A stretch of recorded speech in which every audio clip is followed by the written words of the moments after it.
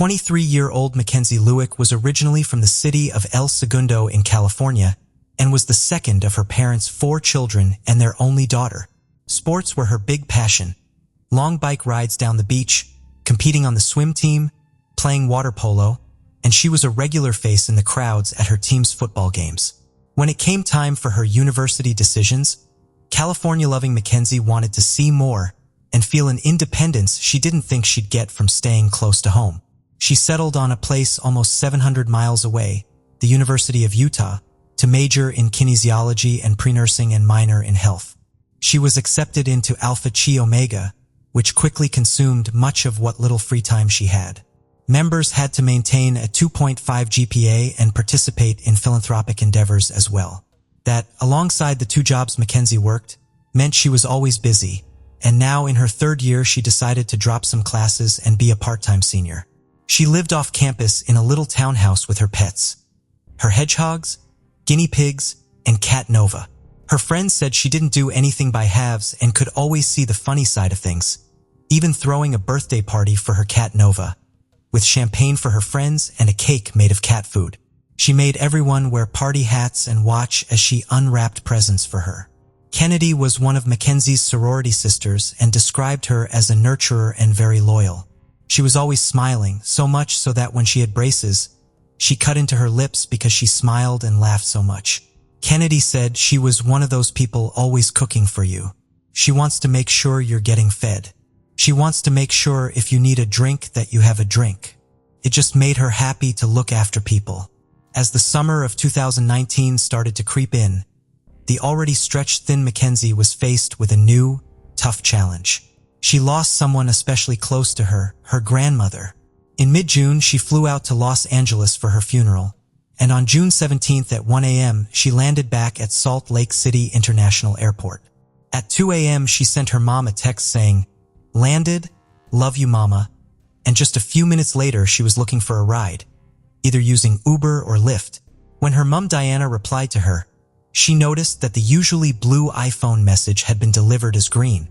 Perhaps her phone had died or she was struggling for signal in the busy airport. But her daughter never got back to her. Over the next few hours and into the following day, as more people reached out with condolences and supportive messages, they too were met with silence. However, it didn't seem that odd that she wasn't replying. She did have other things to think about, of course, and probably wanted space. But her old school friend Kennedy said that despite this, something about her friend's lack of response was bothering her. Mackenzie wasn't opening up her Snapchats, there was nothing on social media, and even with the things going on, she felt sure that her friend would have posted something somewhere or replied to at least one text, especially as she knew people would be worrying about her. On June 20th, Mackenzie's dad Greg requested a welfare check. Authorities went to her house and found her car parked outside. There was no answer and they couldn't see anything through the windows. They started making calls to her friends, her job, and her university. She had now missed a very important exam, shifts at work, and a wedding back in California. A week would soon have passed since Mackenzie landed, with still nothing from her. A proper search finally got underway. Police first went to the airport where they found her on the cameras. She had got off the plane, was by herself as she collected her bags, and did not stop to talk to anyone, and no one seemed to be following her. About 40 minutes after she landed, Mackenzie got a ride via Lyft to Hatch Park. This was about 9 miles from her townhouse. The Lyft driver had now been found and he said he did indeed drop her at the park safe and well. She said she was meeting someone. He did think it was a strange place to be asked to go, but nothing really stood out to him about her demeanor and she didn't seem upset or nervous. Mackenzie had even made a point of admitting that it was an odd place to be dropped off, but she didn't elaborate and carried on texting someone. When he pulled up, he had spotted a car already parked, and as he was helping her with her bags, out of the corner of his eye, he noticed someone get out of the car. But it was so dark and far away he couldn't say anything about this person. It was just a dark, blurry outline. As he got back into his vehicle, he heard voices and said it seemed as if whoever this person was knew Mackenzie. He couldn't remember any words, but there were no raised voices and it seemed that this person was there to pick her up. He drove off and carried on with his pickups. What he said checked out, all confirmed by his phone data, and police were satisfied. He had nothing to do with her being missing. Her friends were concerned that the police were still saying they had no reason to suspect foul play. Huge groups of volunteers were now handing out flyers to every single car that went past, talked to every news outlet, and every single day they were out. Police finally got a big tip-off from a former Salt Lake City police officer turned private investigator, Rob Joseph. He had seen the 23-year-old's picture and suddenly remembered he had actually had an encounter with her a few weeks before she vanished. Rob and his friend had randomly bumped into Mackenzie in a bar. He described her as being chatty and friendly, and they spoke for about an hour over some drinks. As they talked, Rob said that Mackenzie had told them she had recently joined a dating site called Seeking Arrangement. This site, with almost 50 million users worldwide, advertises itself as the largest luxury dating site for the beautiful, wealthy, and successful, billing itself at the time as a platform for so-called sugar daddies to meet so-called sugar babies. Rob said she didn't go into detail about what she was looking for, but she had had 2 pretty serious relationships prior to this and was now single and just living her life. This was a pretty big lead and a huge surprise for a lot of people. They had no idea Mackenzie was on this site, and it seemed that she had been keeping a lot about her life very secret. They felt sure that the person she had met in the park was likely someone linked to Seeking Arrangement. Rob Joseph found Mackenzie's profile, and her last activity on the site was June 16th, a mere matter of hours before she went missing. A look into her finances showed them that the plane tickets had been paid for by men she had met on the site, and there was a random bank account where $300 had been deposited by someone else too. Mackenzie's dad Greg told police that after she went missing, he found a separate bank account in her name, something they were all totally unaware of. Using these profiles, they began jumping through social media, person to person, page to page. Mackenzie had very recently followed a page on Instagram called Fatherless, and it was via this and phone records from her network provider that they found a number she had been texting. The phone was linked to a Salt Lake City home, which was owned by 31-year-old Ayula Ajayi, known as AJ. He was recently divorced, lived close to Hatch Park, and according to his profiles, worked as a support analyst for Dell and was a part-time model. From the outset, everything seemed almost too normal. AJ had no criminal history that they could see, shared a home with a couple of people renting his basement, which was an Airbnb, and he spent most of his time working. But some very disturbing things were about to come out about him, and police soon felt certain this was the person behind whatever had happened to Mackenzie Lueck. AJ had attended Utah State University on a student visa, but only sporadically went to his classes. After this, he got a green card so he could stay living and working in Utah, and alongside his day job, he had also written a novel, the plot of which was a young man who witnesses 2 murders and must decide if he wants to pursue a life of crime. He talked about burning bodies, and in his author profile he said, "Survived a tyrannical dictatorship, escaped a real-life crime, traveled internationally." His now ex-wife lived apart from him and was staying in Dallas. She said she had stopped talking to him completely because she was so terrified of him. He would often threaten to have someone kidnap her and kill her, and she had had to change her number, block him on everything, and eventually divorce him in January 2019. He had been investigated for rape in 2014 and assaulting a woman in 2018, but no charges were ever filed.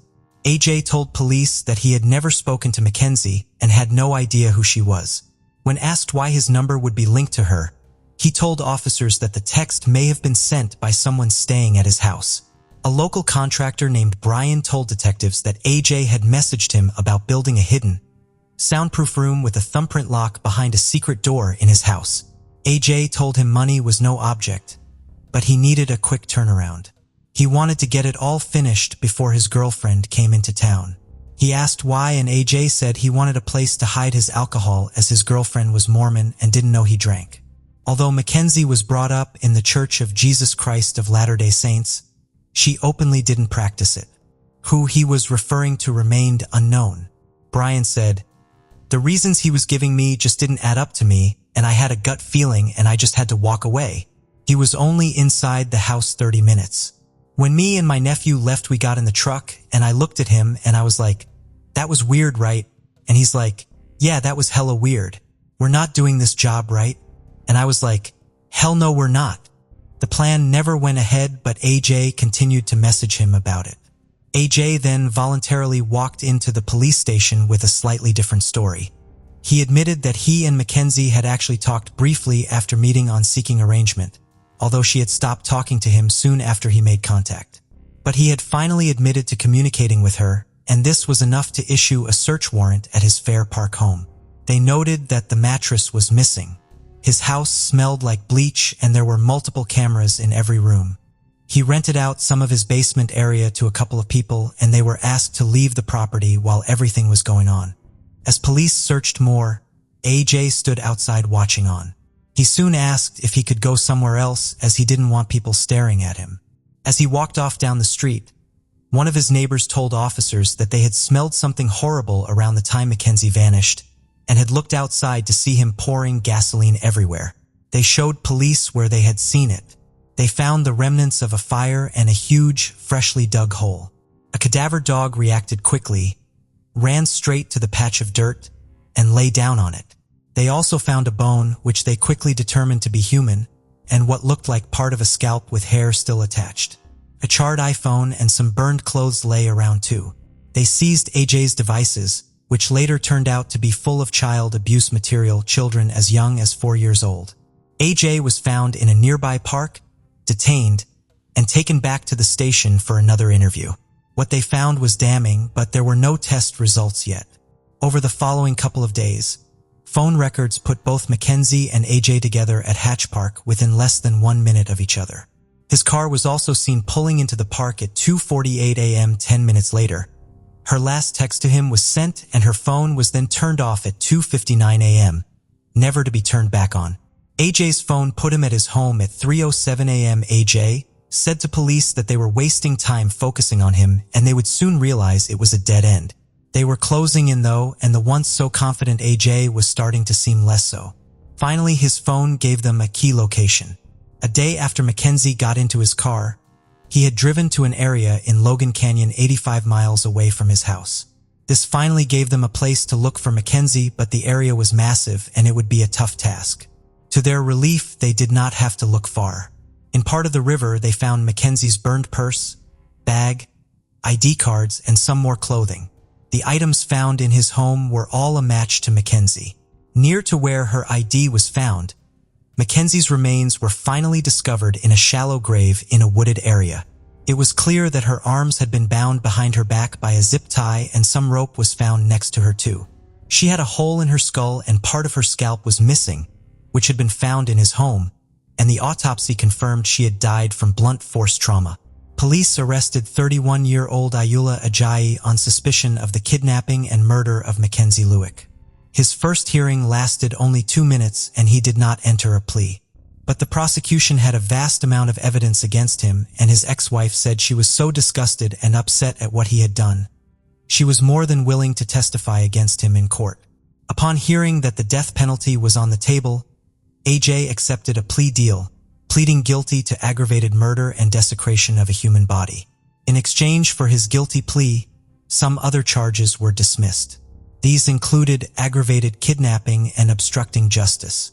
The plea bargain also resolved other charges he was facing in 2 unrelated cases. He admitted to forcible sexual abuse, assaulting a woman in March 2018, and this was now dropped. And given what they had found on his devices, he had been charged with 19 felony counts of sexual exploitation of a minor. These charges too were dropped. AJ admitted to the court that he had planned on killing Mackenzie before he even met with her that morning. Before he left his house, he turned off all of his security cameras and once he and Mackenzie arrived back at his home, he tied her hands behind her back and started strangling her. Mackenzie put up a fight and begged him to stop, but he threw her onto her stomach and used a belt to carry on choking her. She had died of blunt force trauma to the head, but he did not go into detail about this. He then burned her body and buried her in his backyard before digging her back up and moving her out to the canyon. AJ addressed Greg and Diana Lueck in court. "I'm sorry for what I did. I deserve what I'm going to get. I know this won't bring her back." To this day, the prosecution and police are still confused and in the dark as to why he did what he did. The district attorney said, "Most homicides we deal with have clearly identifiable motives: financial gain, revenge, perceived wrongs. But that doesn't exist in this case. Without having met her in person before, he already decided to murder her. The only conclusion that evidence suggests is that Ayoola Ajayi simply wanted to know what it felt like to kill. This was murder for murder's sake. One of Mackenzie's friends, Katie, added, "No person, regardless of their gender or dating life, deserves to die. Mackenzie is not responsible for the death. There's only one person responsible for that, and we're here to hold him responsible." If Kenzie knew what was going to happen, she would not have met with that individual at the park. Her death is not her fault, and for people to say things other than that is hurtful. It's hurtful to other victims out there. It just doesn't make sense. Her friends and family set up a non-profit organization called Mackenzie's Voice. Her friend Ashley said, "We learned that there's not really a handbook or manual or toolkit for friends or family members when their friend goes missing." Mackenzie's mom said that her daughter was a real spitfire, a loyal friend to the end. Her friends carry on throwing birthday parties for Nova, always remembering to laugh about the good times and fun memories they had together. Ashley added, "This person took away our friend, but he will not take away our strength. We will continue to advocate for victims of violence in our community, and will continue to use Mackenzie's Voice for good." On November 22, 2013, Jeanette Grimm attempted to contact her 41-year-old daughter Holly Grimm multiple times without success. Concerned, she decided to visit Holly's trailer, only to find it in disarray for the first time. Adding to the mystery was the fact that Holly's asthma inhaler, which she always carried, was left behind. The question remains, what could have transpired? Why was the trailer in such a state? And where could Holly have disappeared to without her essential inhaler? The narrative commences in Macungie, Pennsylvania, the second oldest municipality in Lehigh County. Situated in the Lehigh Valley metropolitan region, it serves as a suburb of Allentown. Presently, Lower Macungie is renowned for its exquisite residential complexes. It has emerged as one of the most sought-after areas in the Lehigh Valley for families who have chosen to make it their home due to the township's picturesque surroundings, vast expanses of open space, and outstanding educational institutions. Holly Grimm was born to Jeanette and Richard Grimm in 1972. During her teenage years, she developed a fondness for bowling and would frequently engage in the sport with her friends on weekends. She was an ardent supporter of Dale Earnhardt. Holly was employed at Allen Organ in Macungie, Pennsylvania. Her bond with her mother, Jeanette, was exceptionally strong, as they would always converse on the phone before Holly commenced her workday. They resided in close proximity to each other, both residing in the Red Maple Trailer Park. Although Holly was not acquainted with many of her neighbors, she shared a close friendship with Tammy. Together, Holly and Tammy would regularly accompany their children to the school bus stop in the mornings. On the morning of November 22, 2013, Jeanette grew increasingly anxious when Holly failed to answer her calls. She made 3 trips to Holly's trailer and noticed that her car remained parked in the driveway. Possessing a key to Holly's trailer, Jeanette swung open the door and was taken aback by the eerie silence that enveloped the space. Upon entering the premises, she immediately noticed a coffee mug on the floor and an ashtray toppled beside the couch, sending a shiver down her spine. Her astonishment grew when she spotted Holly's asthma inhaler still resting on the nightstand. It was unlike Holly to leave without it. Hastily, she made her way out of the trailer.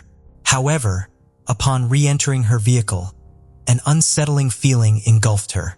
Seeking answers, she decided to visit Holly's boyfriend's house, hoping to find her there. Unfortunately, he informed Jeanette that he hadn't seen Holly recently, intensifying the gravity of the situation. Jeanette fell silent, her mind racing with troubling thoughts.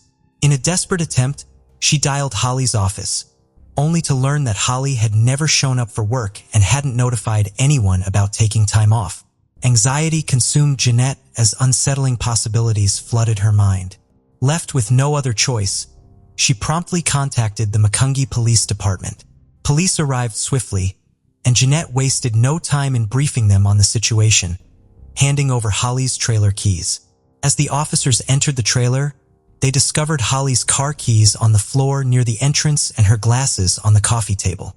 While searching the premises, they noticed a still damp coffee stain and a solitary black button that didn't match anything in Holly's wardrobe. Further investigation revealed that the rear door of the trailer was open. There were no signs of forced entry. However, a vivid crimson stain outside the entrance caught their attention. Upon testing, it was determined to be human DNA, although not belonging to Holly. The forensic examiner noted that the lack of environmental changes indicated that it had been recently left on the door, providing valuable information. Upon receiving the information from the police, Jeanette expressed her disbelief, stating that Holly never left the house in that manner, and that the back door was always closed. The police quickly realized that the trailers were tightly packed together and decided to investigate if any of the neighbors had noticed anything unusual. One of the officers approached the trailers near Holly's residence and began questioning the residents. Tammy, Holly's close friend, was the first to speak with the police. Due to their strong bond, Tammy informed the police that she and Holly had waited together for the bus that morning, just like they always did. Tammy mentioned that after dropping off their children at the bus stop and engaging in a light conversation, they went their separate ways towards their respective trailers. Holly went to her car and got in, but moments later she unexpectedly exited the vehicle and walked towards her trailer as if she had heard something. She paused and turned her head as if trying to locate the source of the sound behind her trailer. Despite searching, she appeared to find nothing. After some time, Tammy emerged from her own trailer and heard a loud thud emanating from Holly's residence. She noted that when she left for work, Holly's car was still in the driveway, which was unusual since Holly typically left for work before her. Despite these peculiar occurrences, Tammy did not take any immediate action or inform anyone. When the police were unable to locate Holly's phone, they sought assistance from the American Telephone and Telegraph Company. They confirmed that Jeanette had called Holly 3 times as she had previously informed the police. They stated that the phone was still active and indicated that Holly was heading northeast. However, they were unable to determine the phone's exact location thereafter, suggesting that it may have been turned off or damaged. With this new information, the police decided to delve deeper into Holly's life.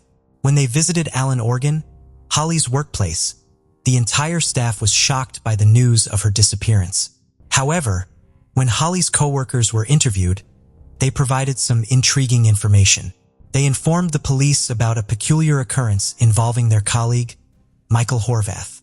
According to them, Michael, who was typically very punctual, arrived unusually late that morning.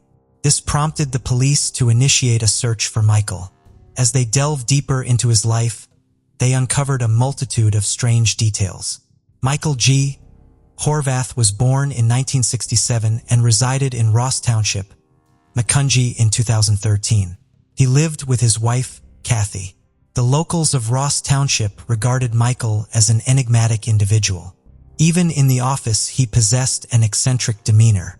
Additionally, Michael had engaged in an extramarital affair with a woman named Nicole, whom he had met on an online platform in July 2013. Despite their frequent online conversations, Nicole claimed that she never developed romantic feelings for Michael. They had only met in person once, and even then, she felt uneasy around him. Nicole declined his subsequent invitation due to plans to accompany her husband to the mall. In response, Michael made a disturbing remark, stating that he would follow them around the mall. Despite this unsettling incident, Nicole remained in contact with him. On the day Holly disappeared, Michael even called her. Furthermore, Michael owned a farm surrounded by forests where he often went hunting deer. He possessed a soundproof trailer in the woods equipped with a winch for skinning and dismembering animals. Interestingly, Michael had not shown an interest in serial killer shows until the television series Dexter premiered. He developed a fascination with the character of Dexter and aspired to become a serial murderer like him. The series finale aired in September 2013, and 2 months later, Holly Grimm vanished from her trailer. On December 12, 2013, the police conducted their first interrogation with Michael. Upon seeing him enter the room, they perceived him as a balding, overweight man who appeared restless and concluded that he posed no significant threat. Police conducted an interview with him solely regarding his tardiness to work on that particular day. According to his account, he experienced a flat tire while en route to work, prompting him to pull over at an off-ramp to inflate it. He then drove back home to change the tire before returning to his workplace, resulting in his late arrival. However, due to a lack of evidence, they were unable to detain him. Consequently, they took no further action and released him. In March 2014, after more than 2 decades of employment, Michael made the decision to resign from his position at Allen, Oregon. This caught the attention of the police, who were still searching for the missing Holly Grimm. Subsequently, they decided to monitor his activities. Finally, in August 2015, the police approached Michael's wife, Kathy, to discuss the day Holly Grimm disappeared. Kathy informed them that upon returning home from work, she discovered Michael's soiled shoes in the bedroom and the lights on, indicating that he had missed a day of work. She also mentioned witnessing Michael engaged in an activity in the nearby woods, although she was uncertain about the nature of his actions. Shortly after, while rummaging through the garbage, Kathy stumbled upon a bottle of chloroform and Michael's date books, which contained information about Holly's whereabouts. Overwhelmed by this discovery, she confessed everything to the police. However, despite her revelations, she remained steadfast in her belief that Michael was innocent and incapable of committing murder. In March 2016, the police devised a plan by leaving a written message on Michael's truck's windshield insinuating that they were aware of his involvement in Holly Grimm's case. Their hope was that this would frighten him enough to lead them to the location where he had placed Holly. Unfortunately, this tactic did not yield any results. Subsequently, they conducted another interview with Michael in September 2016.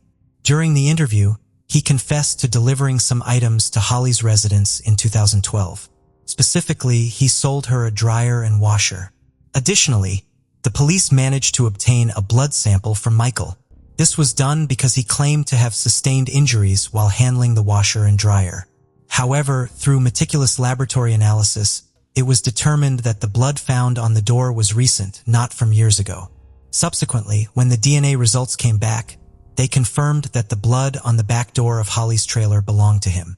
This provided sufficient grounds for the police to obtain a search warrant for his home. They were aware that the findings would be unsettling. Initially, the investigation focused on combing through the area of his farm. During this process, law enforcement stumbled upon a shallow embankment where they discovered small bone fragments and a few rib bones. Furthermore, they found a fragment of a scapula that exhibited what appeared to be a gunshot wound. It was suspected that he had exhumed the bones and incinerated them in a fire pit on his property. The individual who made this discovery informed the police that he believed some of the dirt and pebbles covering the remains had been brought in from elsewhere. The forensic team later confirmed that Holly's remains were among those analyzed. The search of his house took several days to complete. Within the residence, a diary was discovered containing detailed records of Holly, her child, her boyfriend, and their daily activities. The notebook even documented the specific times when the lights in Holly's kitchen, bedroom, and bathroom were turned on and off. Additionally, any loud noises originating from within Holly's trailer were meticulously noted. What followed was even more unsettling. He had drawn a map highlighting all the shadowy areas surrounding Holly's residence. Furthermore, he possessed photographs of Holly taken during his visits to her home for product deliveries. The police also uncovered pictures of Holly's bedroom, which were taken when he entered the trailer while she was absent. However, that was not all. The diary also documented the movements of other women, including a high school student he had been pursuing. Authorities uncovered lock-picking tools that he had utilized to gain access to the trailer. Additionally, they discovered multiple pairs of handcuffs, a bottle of chloroform, and stun guns. Among his possessions, law enforcement also found a firearm believed to be the murder weapon.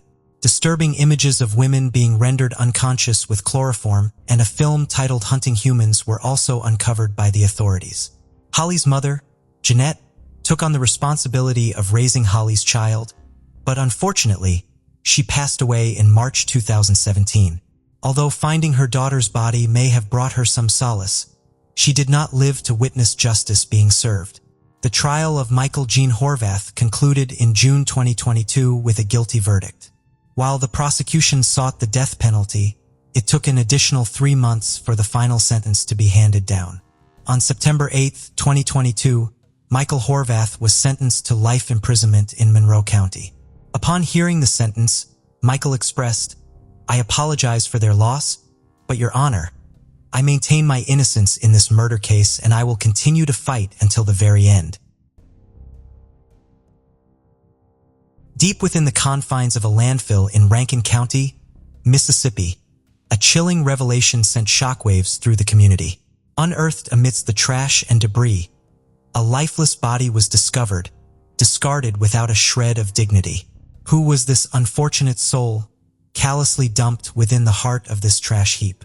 On the morning of September 3, 1978, a disturbing discovery was made in an illegal landfill near an old bridge in Rankin County, Mississippi. The lifeless body of a young woman was uncovered, wrapped in a blanket. This once serene and beautiful area near the Byram swinging bridge had been transformed into a grim crime scene. The victim had been callously discarded amidst piles of waste, as if her very existence had been discarded like yesterday's garbage. Despite the diligent efforts of the investigators, there were no immediate clues to identify the young woman, and it appeared that she had been deceased for several days prior to her discovery. She was a nameless victim, without any loved ones to mourn her tragic loss. The exact details of her demise were not immediately clear, but investigators did observe a severe blow to her head. Completely unclothed and devoid of any personal belongings, she seemed to have materialized out of thin air, only to meet a cruel fate at the hands of a heartless perpetrator. Who was she and who could have committed such a heinous act? These were the haunting questions that plagued the minds of the investigators. It was difficult to fathom the pain and suffering this young woman had endured before her untimely end. Her body was promptly sent for an autopsy on that very same day, September 3, 1978, in order to determine the cause of her death. The mystery surrounding her deepened as the autopsy report revealed that she had suffered a severe head injury.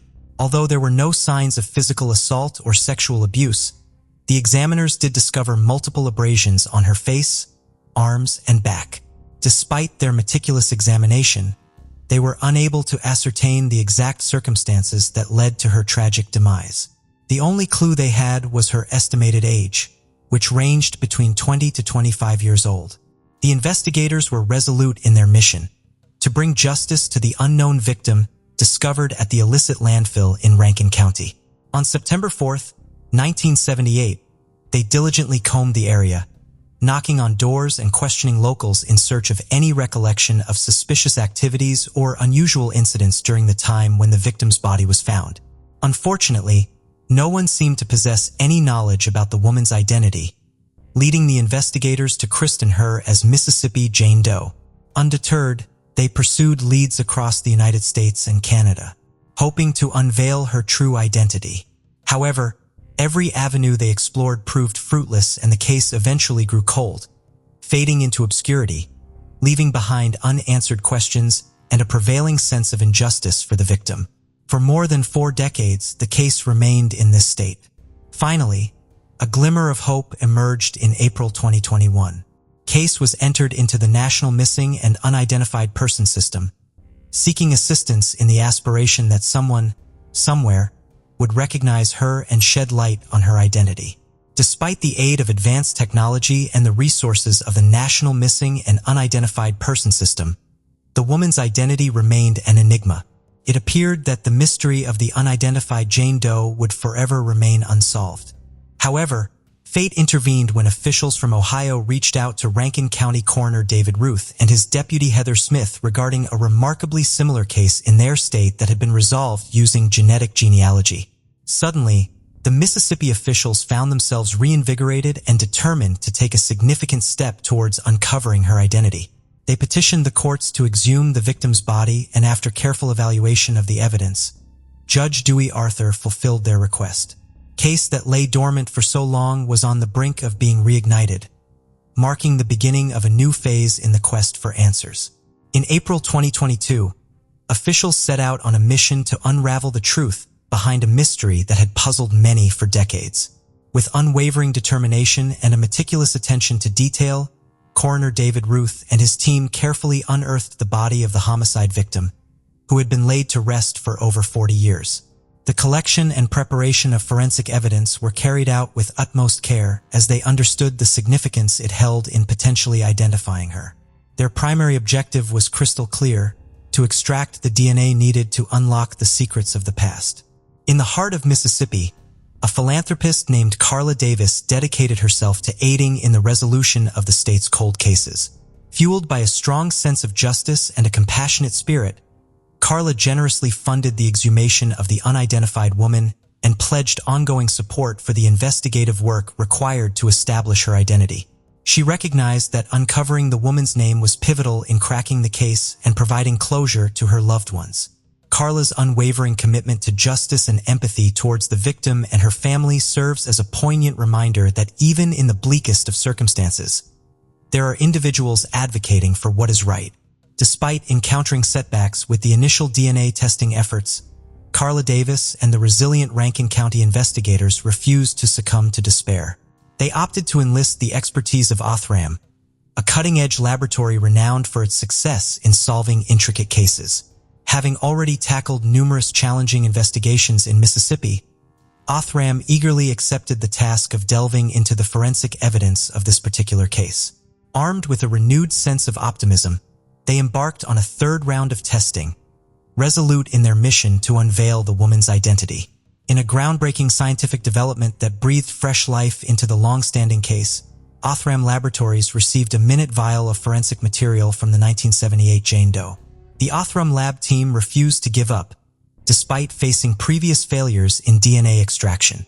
Their determination paid off when they successfully produced a DNA extract that could potentially solve the case. With cutting-edge forensic-grade genome sequencing technology, the Othram scientists dove into the genetic code of the unidentified female homicide victim. The genetic puzzle hidden within her bones was meticulously pieced together by the hard-working team at Othram. Through their expertise and state-of-the-art equipment, they decoded the mystery of her genetics and crafted a detailed genealogical profile. Chief genetic genealogist Carla Davis spearheaded the search for potential relatives of Mississippi Jane Doe. A Mississippi native committed to solving unsolved cases in the state, Carla tirelessly scoured public records, social media, and other sources to track down potential family members. After thorough research, Carla unearthed a possible close relative of the victim, potentially her daughter. Subsequent DNA testing confirmed the investigative leads provided by Othram. The 1978 Jane Doe mystery was finally unraveled, bringing closure to her family. On February 12, 2023, the long-unknown Jane Doe was identified as Tanya Lee Willis Mullins. Tanya, born on May 12, 1956 in Potter, Texas, was remembered as a compassionate individual who carried her mother's values of kindness and empathy throughout her life. Tanya possessed a gift that brought solace to those around her through her melodious voice, even from a young age. Her gentle nature and warmth endeared her to both family and friends, leaving a lasting impact on all who crossed her path. Tanya's encounter with James Mullins, a fellow student at River Road Independent School, occurred during their vibrant teenage years in the early 70s. Destiny played its part, bringing them together in a tranquil Texas town where love had the power to ignite excitement. The moment their eyes met, they recognized their undeniable connection and knew they were destined to be together. Although Tanya was initially reserved, James' infectious smile and laid-back demeanor brought out the best in her. To James, Tanya completed the puzzle of his life, and he had never experienced such a profound bond before. Despite facing opposition from James' family, who viewed Tanya as an outsider, their love remained unwavering. James refused to be swayed by others and was resolute in his commitment to be with Tanya. Undeterred by their parents' objections, the couple exchanged vows, determined to forge a life together. Tanya, a stunning bride, fearlessly stood up for her beliefs and consistently prioritized the needs of others over her own. Her unwavering strength and determination permeated every aspect of her life, and her love for her family knew no bounds. Thus, the young couple embarked on a journey of love and devotion after their marriage in 1973, a journey that would shape their lives for years to come. After a blissful year of marital bliss, Tanya and her beloved husband, James Mullins, welcomed their first bundle of joy, Tammy, into the world in the year 1974. The couple's happiness multiplied threefold when, 3 years later, they were blessed with another precious daughter, Christy. In the year 1978, Tanya and James embarked on a new chapter of their lives, relocating to the picturesque state of Mississippi, accompanied by their 2 toddlers. Little did they know that fate had a cruel twist in store for them. Tragically, Tanya vanished into thin air after a few months, leaving her bewildered family and devoted friends grappling with the agonizing mystery of her disappearance for over 4 decades. The passage of time only deepened the sorrow and intensified the longing for answers. However, a glimmer of hope emerged from the shadows, illuminating the path towards closure. Thanks to the unwavering dedication of forensic experts and the generous support of the esteemed philanthropist, Carla Davis, Tanya's untold tale can finally be unveiled. Now, at the age of 49, Tammy Mullins, the resilient daughter of Tanya, emerges as the courageous storyteller, ready to unveil the haunting chronicles of her family's enigmatic vanishing act. Tammy's father, James, had embarked on a journey to secure a new abode for their cherished family in the vast expanse of Texas. Upon his return, he was met with a heart-wrenching void as his beloved wife and 2 precious daughters had vanished without a trace. The depths of despair engulfed his soul as he tirelessly pursued every lead and explored every avenue in search of his beloved family. Alas, his efforts proved futile, leaving him stranded in a sea of despair. 3 agonizing months later, a glimmer of hope pierced through the darkness as Tammy's grandmother received a cryptic phone call. The mysterious voice on the other end offered the possibility of reuniting with her beloved granddaughters, but only if she ventured to the illustrious Dallas-Fort Worth International Airport. James and his mother hastily made their way to the airport, resulting in an emotional reunion between the girls and their father. Unfortunately, their happiness was short-lived when their father was informed that their mother Tanya would be in touch soon, but that never came to pass. The family was left in the dark, wondering about Tanya's fate until now. Thanks to the power of forensic science, Tammy and her family have finally obtained the answers they've been searching for over 4 decades. Tammy Mullins revealed that after her mother disappeared, their family received conflicting accounts of her whereabouts. Some claimed she had gone to Mexico with a man, while others insisted she was in Florida. Despite the uncertainty, Tammy and her sister remember their mother as a loving and devoted figure in their lives. Tanya had a special talent for dressing them up like little dolls. Tammy and Christy spoke highly of their father, who always answered their questions honestly and never spoke ill of their mother. They knew he loved her until the very end and was just as heartbroken as they were. Upon learning the truth about her fate, the sisters decided to honor her memory by attending a memorial service in Mississippi on March 14, 2023. It was a journey filled with mixed emotions, but they understood the importance of supporting each other and paying tribute to their deeply loving mother. Tammy spoke with determination as she shared her thoughts on the recent developments in her mother's case. She expressed that the discovery of her mother's murder has opened a new chapter in their lives, one they never anticipated facing. The trauma of their mother's sudden departure has now been replaced by an urgent need to find the person responsible for her death. Tammy firmly believes that justice will prevail and the perpetrator will ultimately face the consequences of their actions. Despite the passage of time, there remains a glimmer of hope in identifying a suspect, as Coroner David Ruth has indicated that it is within the realm of possibility. The Mullins sisters are resolute in their quest for closure and justice for their late mother, regardless of the length of time it may take. The tragic loss of Tanya not only impacted her family, but also left the Mississippi community with lingering questions. However, through the relentless efforts of the local sheriff's department, Tanya Mullins has finally been given her name. Coroner David Ruth expressed his contentment with this development, emphasizing that uncovering the victim's identity was the most fulfilling aspect for him.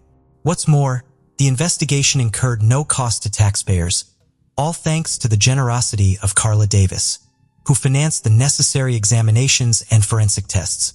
It is heartening to see individuals like Carla Davis stepping up to assist in resolving cold cases and delivering justice to families like the Mullins. While the missing persons case has been closed, but the pursuit of justice in Tanya's murder continues as the perpetrator remains at large.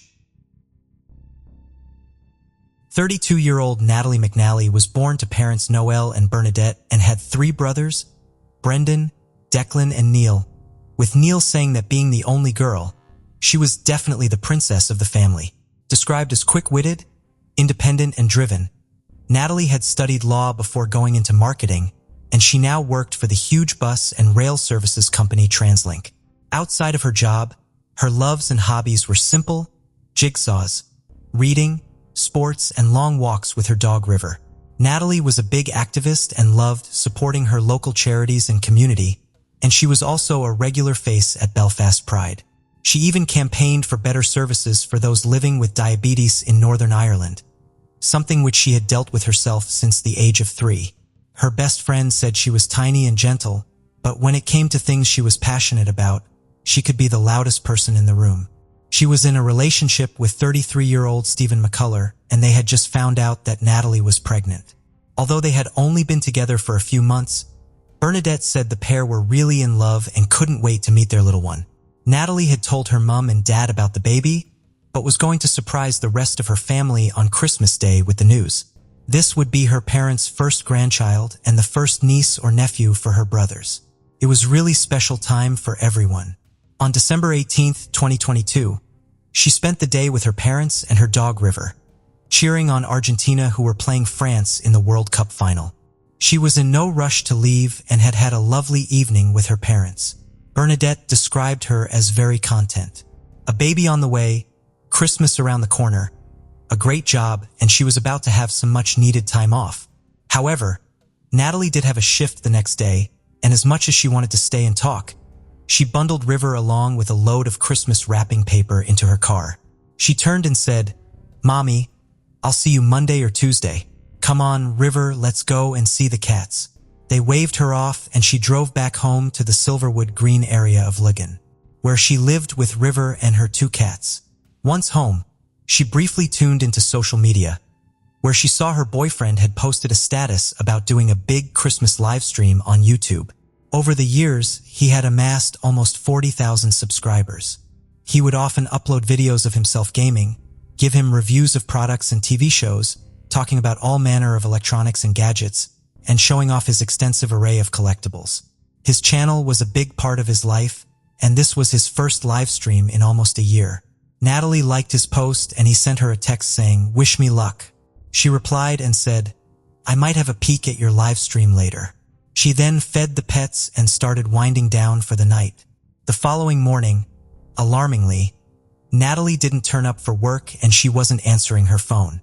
As the hours ticked by and it was soon late and dark, after such a lovely day with her family, the lack of communication was very unexpected. At 10 p.m. that night, with still nothing from Natalie, Stephen, who lived about a 20-minute drive away, decided to pop over. With her being pregnant and the potential of something being wrong, the concern had mounted quickly. No sooner had Stephen entered her home, he was on the phone to the authorities. There was blood everywhere. Natalie had been viciously attacked and had been dead for some time. Natalie's younger brother, Neil, answered the phone to their dad at 5:30 a.m. He knew nothing good would be coming at this time, but hearing his mother screaming that his sister was dead in the background was an out-of-body feeling. They had to officially identify her, and Noel said his daughter's injuries were so bad he couldn't even see her face. An autopsy showed Natalie had been struck with a blunt object, beaten, strangled, stabbed multiple times, had broken bones, and was covered in defensive wounds. She had been dead for around a day, having been attacked late the previous night, and 2 neighbors would later report that they had heard what they now realized was a scream at around 9 p.m. An autopsy was also able to determine that Natalie was carrying a baby boy, a boy she would have called Dean. She was just 3 days away from the scan that would have told her this, a scan that she and Bernadette had been planning to go to together. Given that Stephen had walked in and been the one to find her, officers were cautious and arrested him.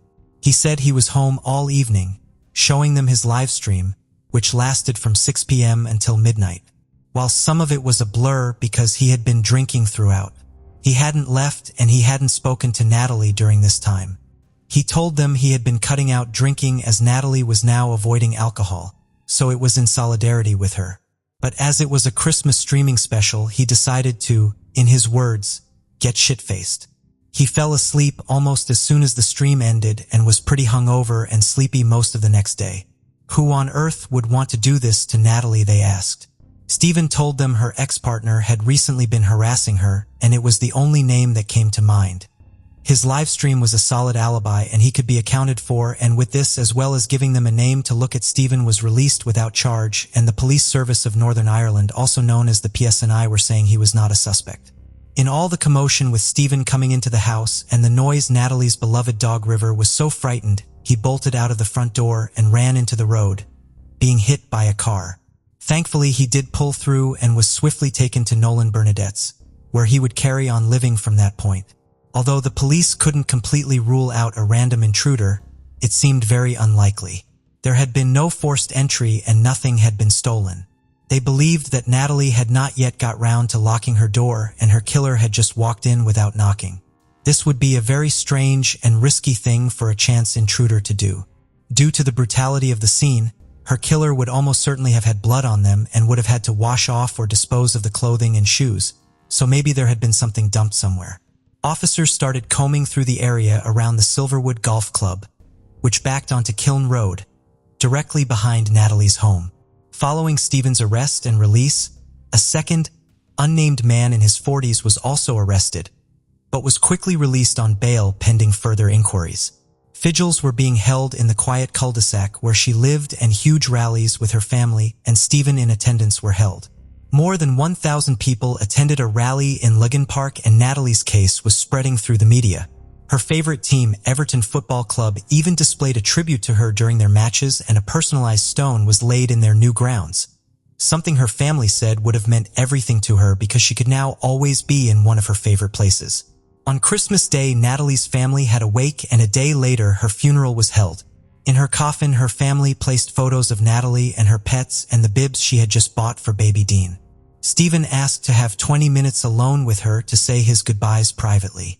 While there is no easy time for people to say goodbye to someone, to have just lost Natalie and Dean in such an awful way around a time of year like Christmas, it created even more of a dark cloud. As Christmas came and went, Bernadette said her daughter's presents just sat under the tree. They couldn't bear to move them or put anything away. They were just frozen in time in a nightmare. The investigation was becoming extensive. Hundreds of house-to-house inquiries had already happened, and over 4,000 hours of CCTV footage was being gone through. Several cars had been seized and officers were stopping people asking for their dashcam footage. Crime Stoppers had also offered a reward of up to £20,000.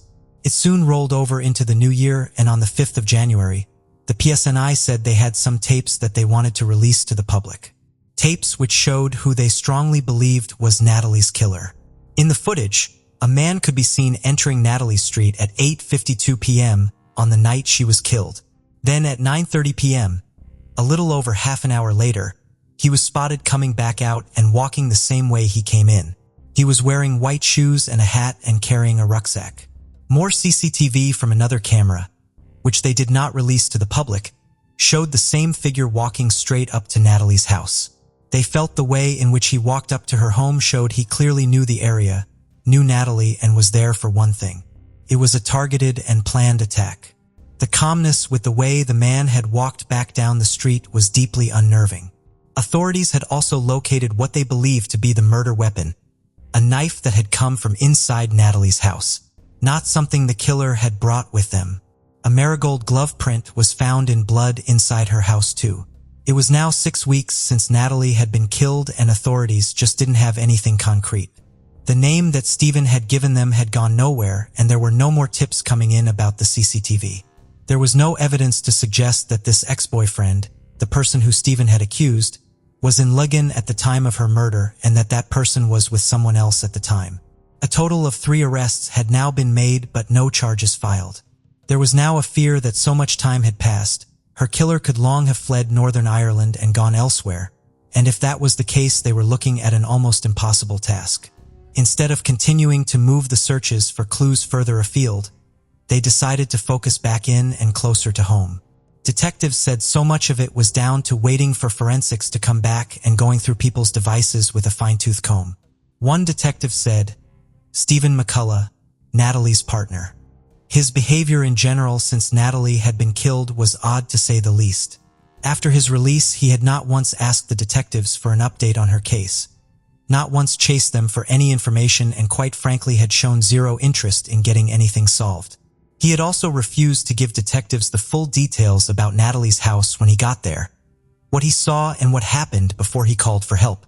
Natalie's family didn't really know Stephen and had only met him a handful of times, but after Natalie died, they described him as ingratiating himself within them. Suddenly, he was around all the time.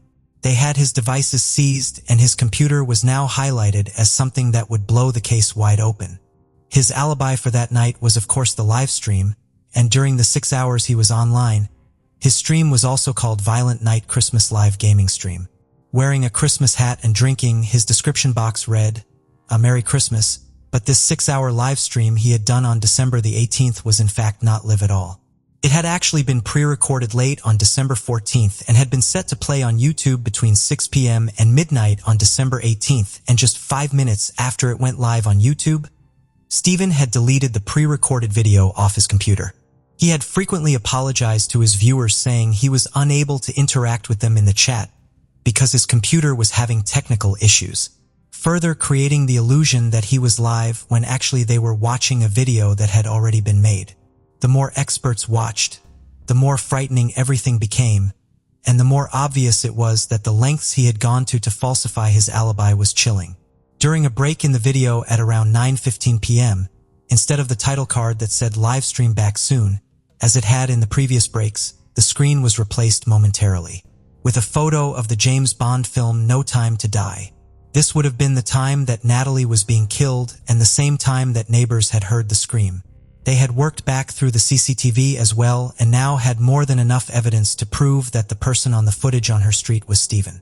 Although they didn't release this to the public, the cameras showed that before he walked onto her street, he could be seen at a bus stop at Kingsway Dunmee where he had waited for 15 minutes. He had the hood of his coat pulled down and a mask on his face. He was carrying an Asda bag for life, and as he got onto the bus, he dropped some money onto the ground. He removed a black glove which showed a yellow marigold glove underneath, gloves that later matched the print of blood in Natalie's home. During the bus ride, he was sat very still, only moving his mask slightly to take a sip of a can of Coke. He got off the bus with the Asda bag, walking for a while and carrying on past the railway station near Natalie's home. Then at 8:42 p.m., he was seen on another camera getting closer to Natalie's street. He disappeared for 10 minutes and then returned, this time without the Asda bag and instead with a black rucksack. What happened to the bag or what was in it is still unknown. After he left her street at 9:30 p.m., he was seen again on various cameras walking into Ligon Town Center before approaching a cab taxi that had been ordered via an app. The driver had picked him up outside a pub and was supposed to drop him off not far from there. But Stephen had told him he needed to go to a different address than the one he had booked for, something about his mom being ill. Detectives spoke to the taxi driver and he confirmed that he had dropped Stephen off at what would turn out to be his address. This was at 11:13 p.m. And at 11:13 p.m. he was still, he claimed, live on YouTube. 3 minutes after he was dropped outside his house, Stephen's phone manually swiped open for the first time in more than 5 hours. The taxi driver was easily able to identify him as well. The police had been keeping this all very close to their chests. They had already released Stephen once, so they needed to be absolutely sure they had everything before they arrested him again. On February 2nd, 2023, to the shock of everyone, Natalie's partner and father of her unborn baby was officially charged with murder. His lawyer applied for bail, saying that he had had to pre-record the stream because his computer was not working. And it's actually a fairly normal thing for people to do. It was argued that pre-recording something doesn't make someone a killer. His lawyer said, "You still need to be there, you still need to be activating with the equipment to stream it." He said that any connection of Stephen to the person in the CCTV was minimal at best. He comes before the court with no record. He comes before the court with ties to the community and with his own address. I would ask this court to find that he is a suitable candidate for bail, his lawyer argued. But despite his pleas, the judge denied his bail. She said, and the planning involved and the knowledge of technology which is far above my head. But I assume that also means there is potential to interfere with the investigation in a way that someone like me could not do. The prosecution and police said that the degree of planning and level of sophistication shown, along with the premeditation, deceit, and efforts to conceal is something that courts in this jurisdiction will rarely have seen. It also later came out that Stephen had left his phone in Natalie's family's house to secretly record them for almost an hour. Likely they think to see what if anything they knew and what their suspicions were, so he could always stay one step ahead. But why? The prosecution could only speculate on the motives, and they still cannot say anything with certainty. But they know that Stephen had access to Natalie's phone, knowing her passcode. She had allegedly been in contact with a former boyfriend on December 15th, the prosecution barrister said. The prosecution suggests that sexualized contact with this individual, and indeed others over a period of time, is the catalyst for what occurred to Ms. McNally. On the morning of the day of her death, Stephen had unlocked her phone 9 times to look at her messages, go on her WhatsApp and her Twitter. By this point, Stephen was already planning his attack.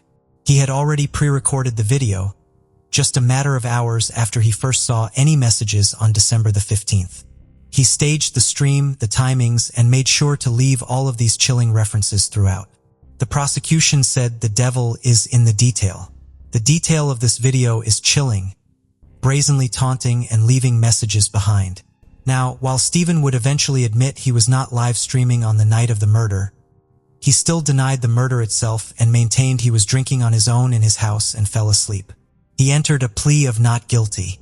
In January 2024, it was announced the earliest time his trial could start would be September 2024, with the judge calling it the most complex case she had ever seen.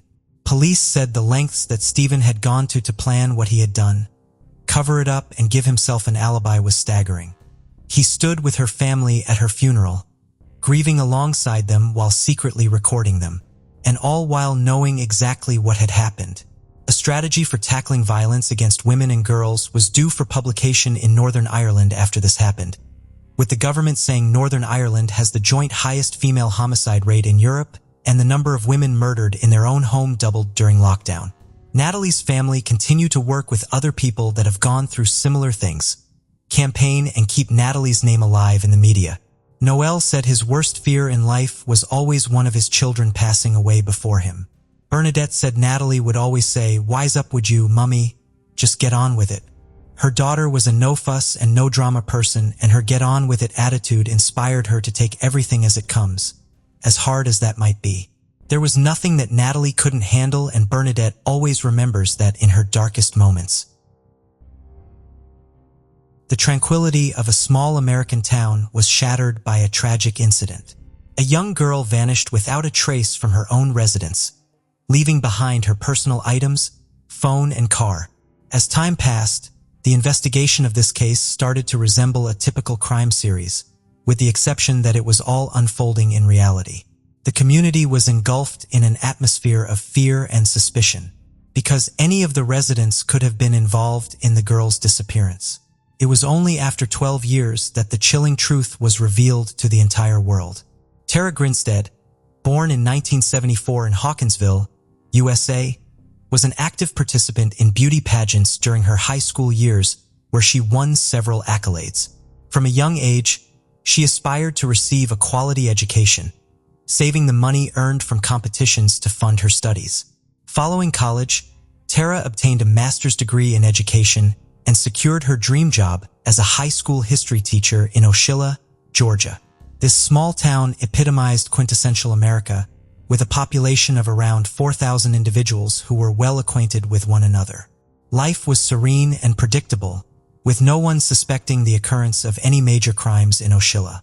Tara had been teaching at the local school for a number of years, forming strong bonds with both colleagues and students. She was known for her kindness, sociability, and unwavering supportiveness. In October 2005, Tara's assistance was invaluable to her students who were gearing up for a local beauty pageant. Given her past successes in similar competitions, the girls were elated to have her guidance. On the evening of Saturday, October 22nd, aided the students with final preparations before the pageant. Subsequently, she attended a picnic with her high school friends and returned home around 11 p.m., parking her car outside beneath a carport. Following that night, Tara ceased all communication, causing great concern for her mother, who resided in another city. Her daughter was always prompt in answering the phone or returning calls, but this time there was silence on the other end. On Monday, October 24th, her anxiety peaked when Tara failed to show up for work. This was completely out of character for her. She was dedicated to her job and would have definitely informed her superiors if she needed time off. Concerned friends of Tara reached out to Police Chief Billy Hancock, asking him to check on her well-being. At 10 a.m. that morning, he arrived at her residence, assuming her phone was dead and she was either unwell or had overslept. Tara's car was parked in its usual spot with unlocked doors, not uncommon in a small town like this where theft was rare. A $100 bill in an envelope on the dashboard caught Billy's attention. It was odd for someone as responsible as Tara to leave money out in the open. Knocking on the door yielded no response, prompting him to search the house. Everything seemed normal until he reached Tara's bedroom. It was in disarray, a stark contrast to her usual neatness. Her belongings were scattered on the floor, including the outfit she was last seen in. Her cell phone was charging on the nightstand, indicating she had left briefly, but was now missing. Outside, a latex glove was discovered, hinting at a potential crime scene. The Georgia Bureau of Investigation, the state-level equivalent of the Federal Bureau of Investigation, was brought in to assist, escalating the case to a higher level of scrutiny. The primary focus of the investigation centered around the kidnapping. Very little evidence was found apart from the glove. Detectives came across only two suspicious items: Tara's broken chain on the bedroom floor and her missing alarm clock. Despite these clues, the mystery of her disappearance remained unsolved. This Monday was a dreadful day for the small town. Tara's residence was sealed off and the school held a meeting. Tara's colleagues and students rallied together to aid in the search, forming a volunteer group. They distributed numerous flyers bearing Tara's image and details of her vanishing, which were promptly displayed all over the city. The volunteers dedicated their day until 1 a.m. to the cause. Bureau of Investigation agents interviewed Tara's neighbors and combed through her neighborhood. Sniffer dogs were brought in to trace the missing person's scent. Investigators clung to the hope that Tara had left on foot and would be easily located by the dogs. The latex glove was handed over to experts who aimed to extract as much information as possible. They managed to obtain a DNA sample, but no matches were found in the FBI database. The only certainty was that the sample belonged to a male. Unfortunately, all efforts proved futile. Tara seemed to have vanished into thin air from her own apartment. Subsequently, investigators delved into Tara's personal history and relationships. It is often the case that someone close to the missing person is involved. After scrutinizing Tara's former partner, Marcus Harper, a retired police officer and military personnel, detectives failed to pinpoint any suspects. Tara had been in a long-term relationship with Marcus, but they parted ways at her behest approximately a year prior to her disappearance. The split occurred due to Tara's desire to start a family, a prospect Marcus was not prepared for. Following the separation, they maintained a cordial relationship, conversing and messaging each other. Detectives later discovered a fascinating detail. Marcus had arrived in Ocilla 3 weeks before Tara vanished, yet he neglected to inform her. Upon hearing of Marcus' visit from mutual acquaintances, the woman grew deeply distressed. She persistently contacted him, seeking an explanation for his silence. Tara's distress escalated into genuine hysteria. Her family grew increasingly concerned, pondering if Tara would act recklessly. Nevertheless, the young woman soon regained composure, and the authorities did not view Marcus as a suspect. The couple had a lengthy history together, but their romance ended, leaving detectives puzzled by the lack of a motive for the crime. a surprising turn of events awaited them. It was revealed that Tara had been threatened by a former student on March 30th, 2005, 7 months before her disappearance. The student had visited her home and displayed aggressive behavior. When Tara refused to allow him entry, he began banging on the door, prompting neighbors to contact law enforcement. It emerged that the young man had harbored feelings for the teacher since high school. According to acquaintances, the former student exhibited emotional instability and peculiar, even alarming behavior. Tara attempted to assist him with his issues for a period, but his mental state deteriorated further. Following the incident where he attempted to break into her home, Tara filed a report against him, fearing for her safety. After Tara vanished, authorities located the young man, who worked in a town approximately 150 kilometers from Oslo. The young man provided detectives with an alibi for the nights surrounding his former teacher's disappearance. His involvement in the case could not be established. Additionally, a business car belonging to a specific police officer was discovered in the woman's residence. Tara had been romantically involved with him for quite some time, but he had already relocated to a different city by the time of her disappearance. The officer even provided an alibi for the night Tara went missing, effectively eliminating any potential suspects. With no solid leads to follow, law enforcement made the decision to launch a search for the young woman 2 weeks after she vanished. The delayed action seemed peculiar, considering it was evident from the start that Tara did not leave willingly. Hundreds of volunteers were summoned to scour the vicinity near the cellar. They combed through forests, ditches, and rivers, yet not a single trace of Tara was found. During the search, news broke that a nearby house had mysteriously burned down. The locals were convinced that the incident was linked to Tara's disappearance. Speculations arose that the culprit was attempting to cover their tracks, or perhaps the community was so shaken that they viewed every occurrence with suspicion. Regardless, the search efforts proved fruitless, leaving the authorities at a loss. In the ensuing years, the case remained unsolved until 2009 when a shocking development brought Tara Grinsted's name back into the public eye.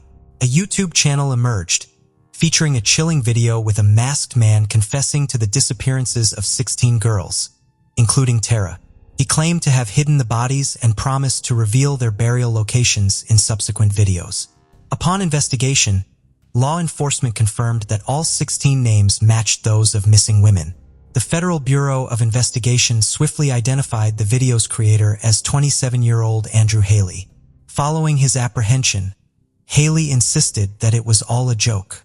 The authorities failed to link Andrew to any of the 16 missing girls, yet he could not escape a trial for perjury and tampering with evidence.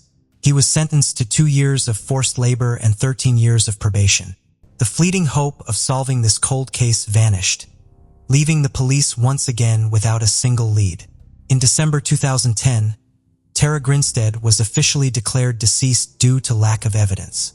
As time passed, the townspeople remembered Tara Grinsted's disappearance vividly, but spoke of it less and less. The shock of Tara's disappearance had a lasting impact on the community, instilling fear and mistrust for years to come. It wasn't until 2016 that something happened to reignite public interest in Tara's case. Atlanta-based journalist Payne Lindsay launched his own podcast dedicated to unsolved cases for the inaugural episode. He focused on the Tara Grinsted's case. Lindsay and his colleague traveled to Oslo, where they met private investigator Maurice Godwin. Together they began working on the case, starting almost from scratch since they had no access to police records. Their only available source of information was the people of the town. Initially, they could only talk to friends and relatives of Tara. Outsiders avoided discussing the missing girl in every way, but Lindsay's enthusiasm managed to revive interest in the case, and soon the people of Oslo were discussing it again. Lindsay and Godwin pursued every possible lead, considering 3 potential suspects: Tara's ex-boyfriends and the student who attempted to break into her house. Along the way, they spoke to anyone who might have had valuable information. They were so dedicated to the case that on several occasions they believed a clue was just within reach. One day, Payne received a call from an anonymous individual who suggested they search for remains on Tara's property. The police did so, and eventually they managed to find bones. Genuine specialists swiftly identified the bones as belonging to an animal. Despite the thrill and a fresh surge of interest in the case, no significant progress was achieved, or rather, the case remained unsolved directly during the production of the podcast. However, it was this amateur investigation that proved pivotal in the long-awaited breakthrough. The climax arrived entirely unexpectedly in early 2017. Brooke Sheridan approached the authorities with a startling narrative that reignited hope among detectives. She disclosed that her former partner, Bo Dukes, had once admitted to her that he assisted his friend in disposing of Tara Grinstead's remains. Upon hearing Brooke's account, law enforcement exercised caution. They instructed her to wear a wire and approach Bo to extract a confession. The plan succeeded. Bo did not refute his involvement, providing the police with probable cause for his arrest. To their astonishment, Bo readily cooperated with the inquiry and divulged all the details. Subsequently, investigators would remark that he was simply weary of bearing the weight on his conscience. Bo admitted that on that fateful night he received a call from his friend and former schoolmate, Ryan Duke. Ryan requested the use of a truck to aid him with a task, mentioning that he had broken into Tara Grinstead's residence to steal money. According to Ryan's version, following a gathering with friends, he embarked on a drive and decided to burglarize a home to acquire cash. His target was Tara's residence. He was under the influence of illicit substances at the time. After gaining entry with a credit card, he intruded into the house and commenced searching for money. Tara caught sight of him, leading to a confrontation between them, from which only Ryan emerged alive. Upon Bo's arrival at Tara's home in a truck, they loaded the woman's body into it and transported her to the woods. The pair then disposed of the body. For several days, this narrative left the inhabitants of Achilla in disbelief. Dukes and Duke were never considered suspects due to their lack of motive and absence of any clues linking them to the woman's disappearance. Despite a full confession, Bo Dukes refused to testify against himself in court. During the trial, he addressed Tara's family, shedding tears and expressing remorse for his actions. Bo, a decorated military veteran, was sentenced to 25 years in prison for his involvement in covering up the crime. The murder trial of Tara Grinstead, carried out by Ryan Duke, was initially scheduled for April 1, 2019. However, the Georgia Supreme Court postponed the trial on March 28, 2019, after Duke's legal team claimed they were unjustly denied funding for expert witnesses. The trial eventually commenced on May 9, 2022. Ryan Duke pleaded not guilty to murder and accused Bo Dukes of the crime. On May 20, 2022, the jury acquitted Ryan Duke of murder but found him guilty of concealing the death. During the trial, Duke asserted that his earlier confessions were fabricated, attributing them to drug influence and fear of the actual perpetrator, his friend with a similar surname, Dukes. He claimed that Bo Dukes woke him up in their shared mobile home in 2005, confessing to Tara Grinstead's murder and displaying her belongings. Despite the absence of her body, forensic analysis matched Grinstead's DNA to bone fragments discovered at the site where Ryan Duke alleged he and Bo Dukes incinerated her remains. On May 23, 2022, Ryan Duke was sentenced to the maximum penalty of 10 years in prison concealing the body by the Irwin County Superior Court. At the time of sentencing, Ryan Duke had already served approximately half of his sentence while awaiting trial. Prosecutors vehemently argued that Duke's admission contained intricate details known only to the perpetrator, such as Duke disclosing to authorities that he phoned Grinstead's residence from a payphone after absconding from home to check if she would pick up. Upon receiving no response, he retraced his steps only to discover her lifeless body. Furthermore, investigators uncovered Duke's genetic material on a latex glove recovered from Grinstead's premises. Nevertheless, his testimony sowed enough skepticism in the jury's minds, resulting in his acquittal on all charges, save for concealing her demise. Bo Dukes was summoned to provide testimony, but opted to invoke his Fifth Amendment privilege against self-incrimination. When the truth surrounding this high-profile case finally surfaced, Tara Grinstead's loved ones and friends breathed a collective sigh of relief as the weight of uncertainty was lifted off their shoulders. Her mother tearfully admitted that throughout the years she had harbored a secret hope for a miracle, the return of her daughter, safe and sound. On November 28, 2003, Sharada Williams, a 16-year-old resident of Pennsauken Township, New Jersey, decided to treat herself to a nail appointment after the Thanksgiving holiday.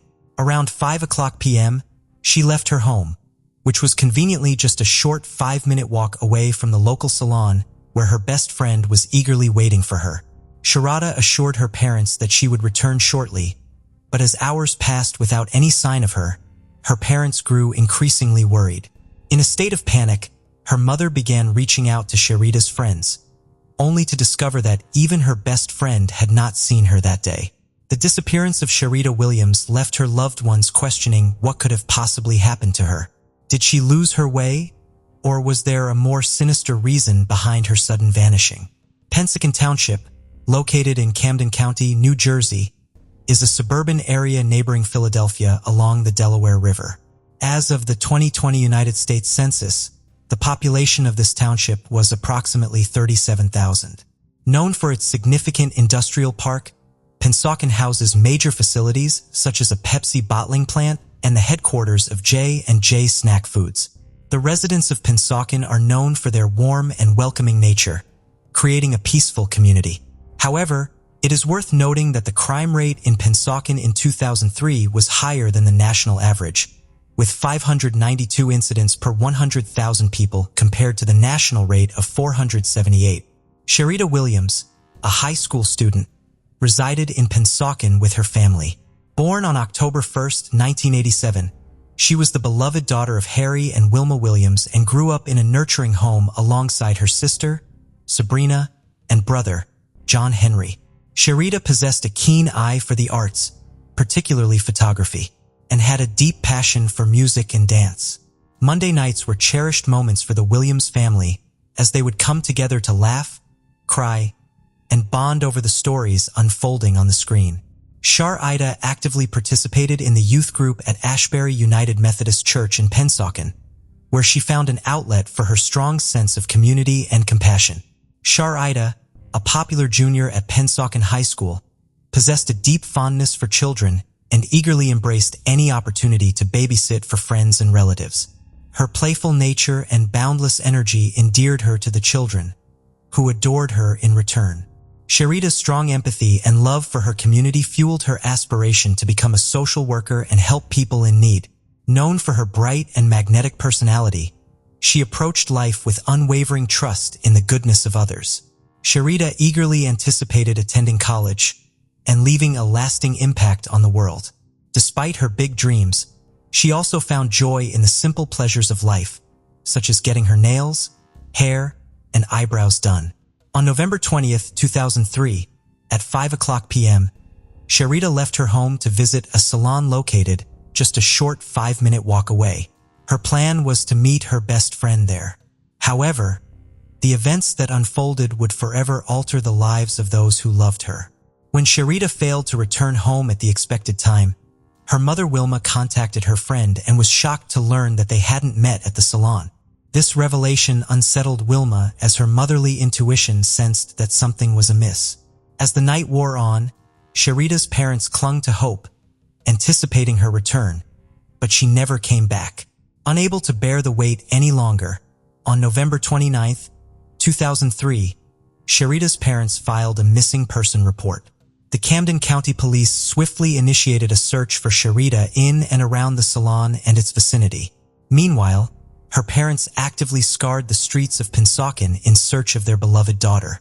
A phone call from one of Sharita's friends added to their unease, suggesting that she might be in the vicinity of 36th Street, a place she had expressed fear of passing through. Acting on this tip, Wilma and Harry promptly drove to the area, hoping to find any trace of Sharita. Shortly before 3 p.m., in the vicinity of a railroad bridge at the intersection of 36th Street and Hayes Avenue in Pennsauken, Wilmot made a distressing discovery. She noticed what appeared to be a person lying on the gravel without proper clothing. Her maternal instincts immediately kicked in, prompting her to contact the Camden County Prosecutor's Office. Detectives swiftly arrived at the scene and uncovered the truth beneath the bridge. It was a teenage girl who bore a striking resemblance to Sharita Williams. Adjacent to her was her purse, containing her identification, which confirmed her identity. Sharina was lying face up in the dirt, with her shirt torn open, pants unbuttoned, and hands bound behind her back. Although there were no visible injuries on her body, her undergarments had been forcibly removed, leaving red marks around her waist. The police had concerns that Sharita may have been subjected to sexual assault. Adding to the distressing situation, a darak was found around her neck, suggesting it may have been used to silence her cries. Additionally, 2 plastic bags from a nearby sporting goods store were discovered lodged in her mouth. One of the bags contained a receipt for a black shirt purchased at 4:28 p.m. on the same day she went missing. The devastating news of Sharita's death deeply impacted Wilma and Harry's lives, as well as sending shockwaves throughout the community. As the police and concerned neighbors gathered around the Williams residence, those who knew Sharita expressed their grief. One neighbor described her as a kind-hearted individual who did not deserve such a fate. The Camden County Police officially classified Sharita's death as a homicide and initiated an investigation into the crime scene where she was found. It was determined that Sharita had been strangled and suffocated. Furthermore, there were indications of bodily fluid stains on her jeans, suggesting a sexual assault had taken place. Despite the absence of obvious physical trauma, no knives or bullets were discovered in close proximity.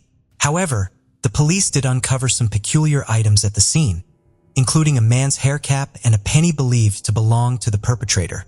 The hair cap was sent to the laboratory for analysis, in hopes of finding hair strands and other potential evidence. In order to reconstruct Sharita's final movements, investigators reviewed surveillance footage from the nail salon in Bensauken that she frequently visited. The footage revealed that she was at the salon at 6:05 p.m., getting her eyebrows done.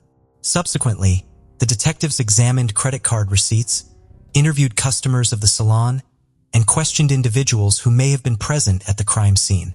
Unfortunately, no significant breakthrough was made, and the identity of the killer remained elusive. The detectives became intrigued by how Wilma and Harry had known to search near the bridge. Wilma explained that while she was making calls to find Sharita, one of her friends had mentioned the 36th Street Bridge, stating that Sharita had expressed fear about crossing it. Harry believed that this friend might possess additional information about his daughter, prompting the detectives to focus on this new lead and approach Sharita's friend for an interview. The friend claimed that she had mentioned the 36th Street location to Wilma on a hunch, as Sharita sometimes took that route to visit her boyfriend. Additionally, the police discovered that Sharita had made a call to her boyfriend in Camden from a nearby payphone around 6:30 p.m., just before her disappearance. The police located the boyfriend and spoke to him in the presence of his mother.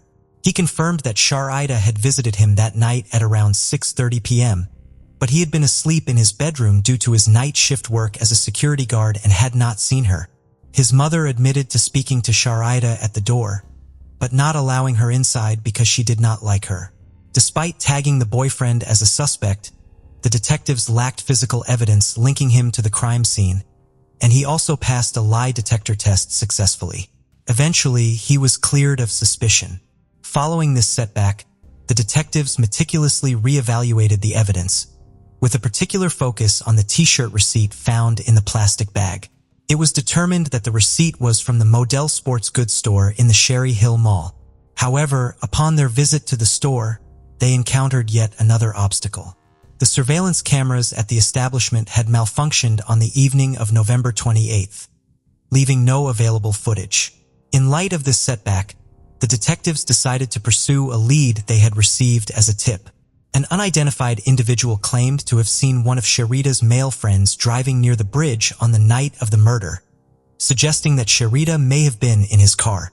Interestingly, this male friend happened to be dating one of Sharita's acquaintances, and rumors circulated that he had feelings for Sharita. Given that Sharita had used a payphone, investigators speculated that she may have called this friend for a ride, unaware of his romantic interest in her. Consequently, the friend was summoned to the police station for an interview. Although he appeared nervous, he cooperated with the authorities.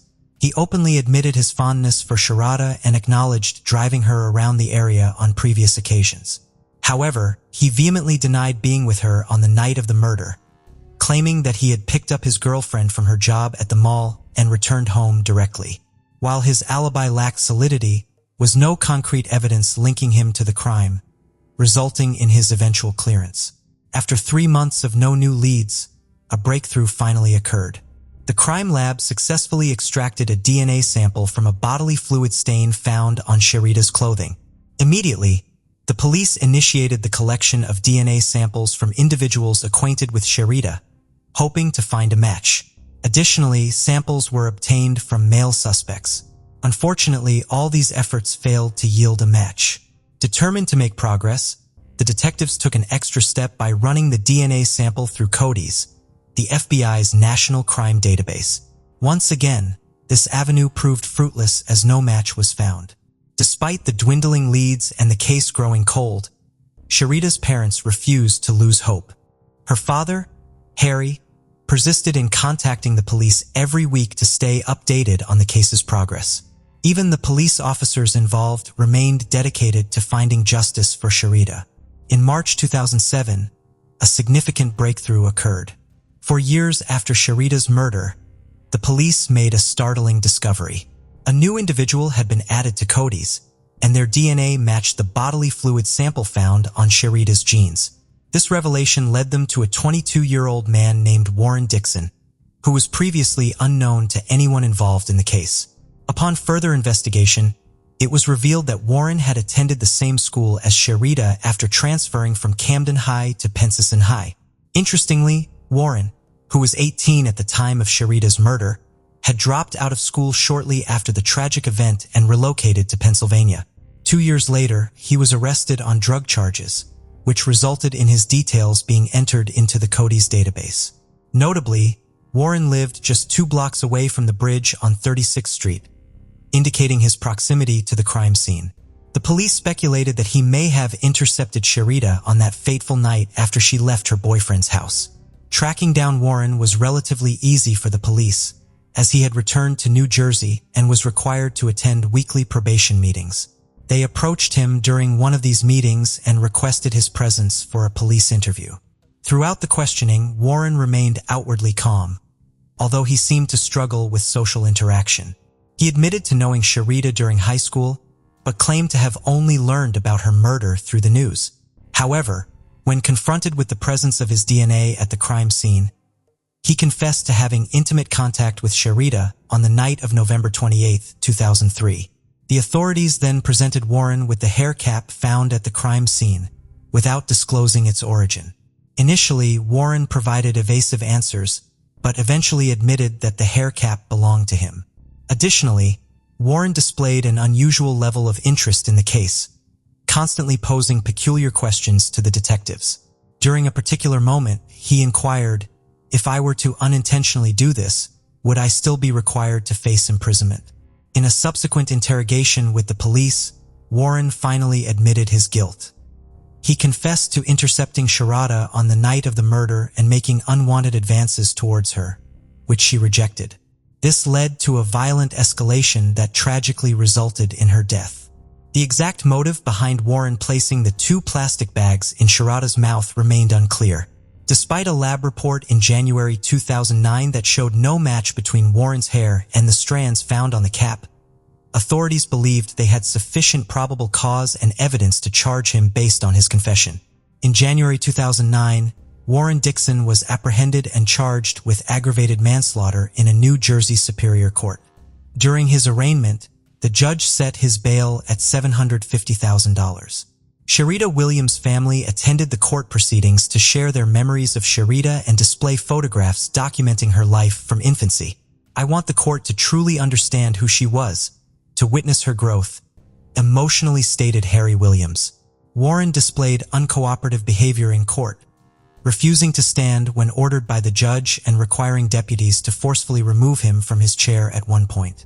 He remained unresponsive, only answering one question regarding legal representation. The final trial commenced in March 2011.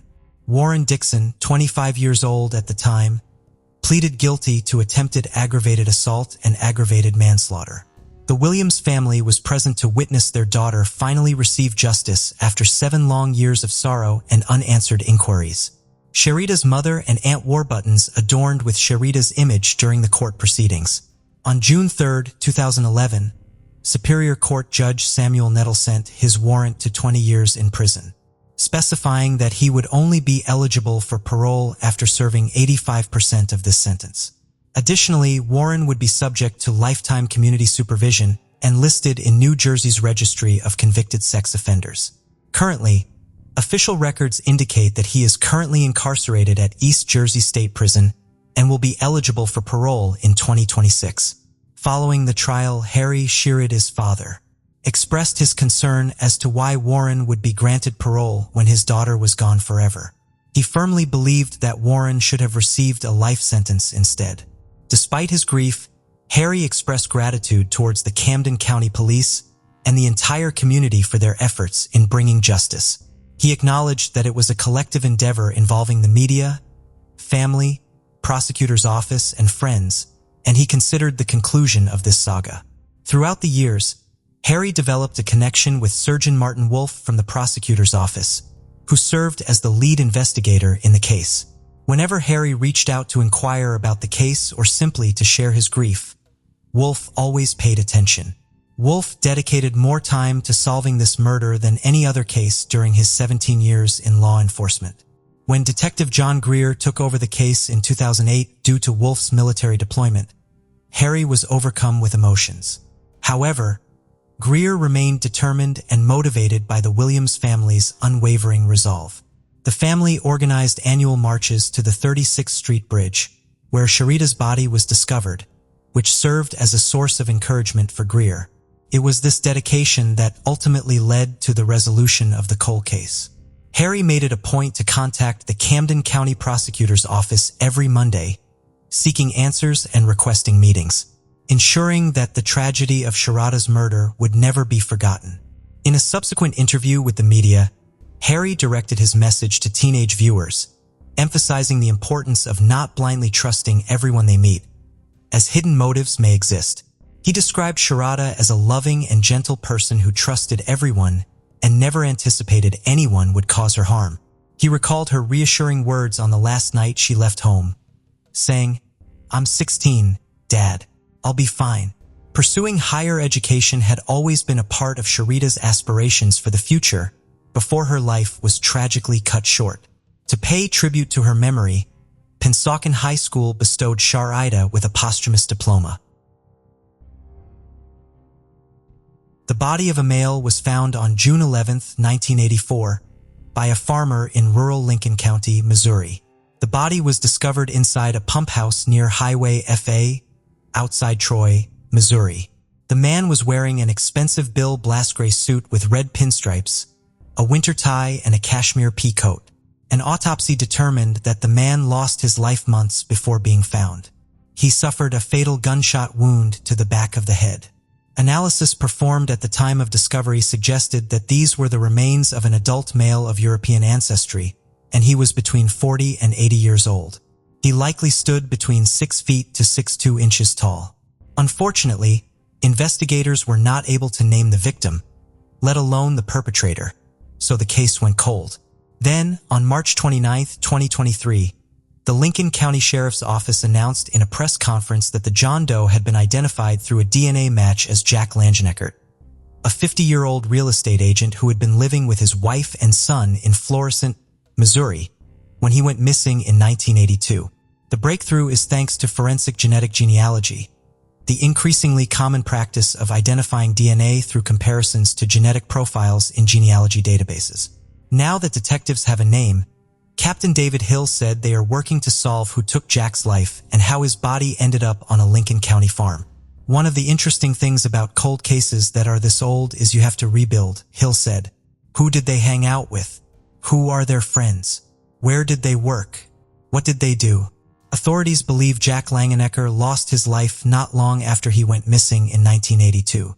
His car was found a week after his disappearance at the Lambert Airport. Hill said it was too early in the investigation to elaborate more on the details of Jack's disappearance, including why someone may have wanted to hurt him.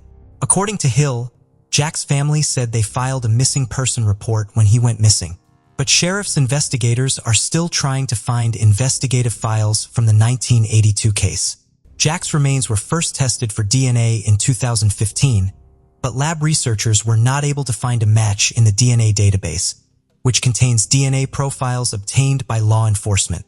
The sheriff's office reopened the case after a Southeast Missouri State University anthropology professor, Dr. Jennifer Bengtson, offered in 2021 to help the cold case unit identify human remains. The professor and her advanced students identify which parts of the skeletal remains are best for testing and pay through grants and donations for DNA labs and to do genetic analysis.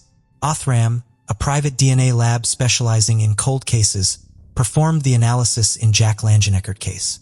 Dr. Jennifer Bengtson said, "The number of human remains still left unidentified is a tragedy of the scale that most people do not realize. Even though my lab is small, I'm really proud of my students for helping bring answers to these families." Tellico, Ellis County, Texas, the 29th of July, 1993. The blazing sun was beating down on Tellico and the blistering heat was relentless, as were the mosquitoes. On Cutoff Road, an isolated part of Tellico, connected by an old wooden bridge that went over Smith Creek, a road crew was out working in the area smoothing over the gravel. Everything seemed normal, but this regular sunny day would soon turn into one of the darkest the area had ever seen, and the lives of so many would be forever changed. Hidden amongst the bushes, the road crew came across the naked body of a young girl. She had been stabbed, shot, decapitated, disemboweled, and mutilated. Her whole body was covered in injuries and her clothes were nowhere to be found. One of the workers stayed with the body while another ran to get help. The police were soon at the scene, and even for the most experienced of officers, this case was so brutal it made them sick to their stomachs. As horrific as this was, it was about to get worse. Lying 200 feet away from this body, under the bridge over Smith Creek, was another. This was the body of a young boy lying face down. He had been shot with a .22 caliber pistol and there were 2 gunshot wounds to his head. In order to retrieve his body, the Tellico Fire Department arrived to help. When searching the body of the boy, they found a library card in his wallet with the name James Brian King on it. It wasn't a photographic ID, so could have belonged to someone else, but it did give them something to work with. Trying to identify the body of the girl was significantly harder. She had been decapitated, so couldn't be traced via dental records. Her hands had been cut off, so fingerprints were impossible too. A rape test kit was carried out, and this showed no evidence of a sexual assault, but her clothes had been removed. The pathologist would later say that this was one of the worst cases of mutilation that she had seen in her line of work, and the nature of her injuries suggested that the killer had stayed with the body for a while after death. The police officers investigating spread out over the area to perform searches and gather clues, and on one barbed wire fence they found something that immediately caught their eye. Several blonde hairs were found tangled in the wire, were taken away to be examined. That night, as they were still trying to identify the children, officers made some calls to other police departments and discovered that 2 children had been reported missing. One of them was called James Brian King, known as Brian. Investigators tracked down his family and went to the house to show his parents the library card and wallet, hoping they could confirm or deny that it did belong to their son. His father took one look at it and said that he had purchased this for his son. They had to give him the news that is every parent's worst nightmare. This wallet had been found in the pocket of a deceased young boy. His father said that the young girl whose body had been found nearby could possibly be that of his stepdaughter, Christina Benjamin, who was 13 years old, but due to the condition her body had been found in, he couldn't be certain. He told officers that just a couple of nights prior, Brian had been asleep in the hammock at the front of the property, which was something he hadn't done before. Then, out of nowhere, a tan-colored car pulled up and began to sound its horn. When his father went to the window, he saw his son talking to the driver of a tan-colored Subaru, whose face he couldn't make out. Someone was in the back seat and had long, light-colored hair. He went to the bathroom, and by the time he came back, Brian had opened the passenger door, got in, and the car had driven off and out of sight. His father waited for around an hour for his son to come back, but Brian didn't. His dad went to bed thinking he would talk to his son about it in the morning. When he awoke the following day, the family discovered that Christina was also missing. Trying not to panic, They waited to see if they came back. Maybe they had just lost track of time, but there was no sign of them. After conducting a search that failed to yield any results, their family reported them as missing to the police. Christina slept in the same room as her little sister, and she had something important to tell the officers. On the night they had gone missing, Brian had come into their room and he and Christina had snuck out. It appeared to be something that had been prearranged.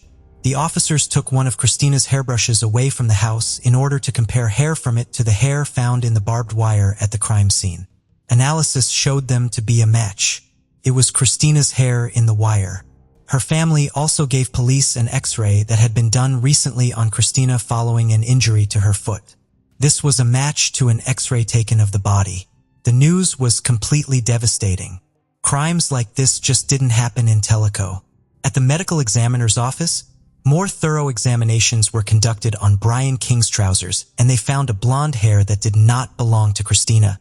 On the bottom of his shoe, a fiber was found that was incredibly hard to see with the naked eye. It was a tan fiber from a vehicle, possibly a Japanese-made model. His father had seen him getting into a tan-colored Subaru. The bodies were already in a state of decomposition due to the brutal Texas heat, and by analyzing the flies and insects on them, they were able to determine that they had been there for around 2 days before their bodies were found. This also matched the time that the car picked up Brian. To try and make the picture clearer, the police spoke to the Behavioral Science Investigative Support Unit and gave them photographs from the scene of the crime and a description of what it was they had found. The profilers said that they did not believe this to be a crime that was sexually motivated, something that seemed odd considering Christina had been stripped. They said that the person responsible likely had a history of abusing animals. This was someone who got a thrill and enjoyment out of harming and mutilating. This would be someone who removed things from the scene of the crime to keep them as trophies. They said that the killer would be antisocial and organized, with access to a car and a history of substance and alcohol abuse. Christina had been the target of this murder, fueled by rage and hatred. When talking to the neighbors, the police got a major lead. They were told that on the night they had gone missing, the pair had been due to go out with their friend called Jason. Then a call came into the sheriff's office. It was an anonymous call. The person on the other end of the phone said that they needed to be looking at a young man called Jason Massey. Jason Massey was 20 years old, of no fixed address, and had dropped out of high school. When talking to his friends to try and build up a picture of him, they offered some deeply disturbing information. Jason was someone who enjoyed hurting and mutilating animals. He would decapitate them and refer to them as trophies. He would keep the heads of the animals he killed in a metal cooler. He also had a long list of criminal convictions, including stalking, harassment, and abuse towards animals. Just a few days before the bodies of Brian and Christina were found, a call had been made to the police stating that a dead calf had been found at the back of the local McDonald's. It had been killed and mutilated. When the police arrived, they found a bracelet on the ground. With the name Jason engraved on it, and a tan-colored Subaru was there too. Someone had been seen running from the scene and they were later able to identify him.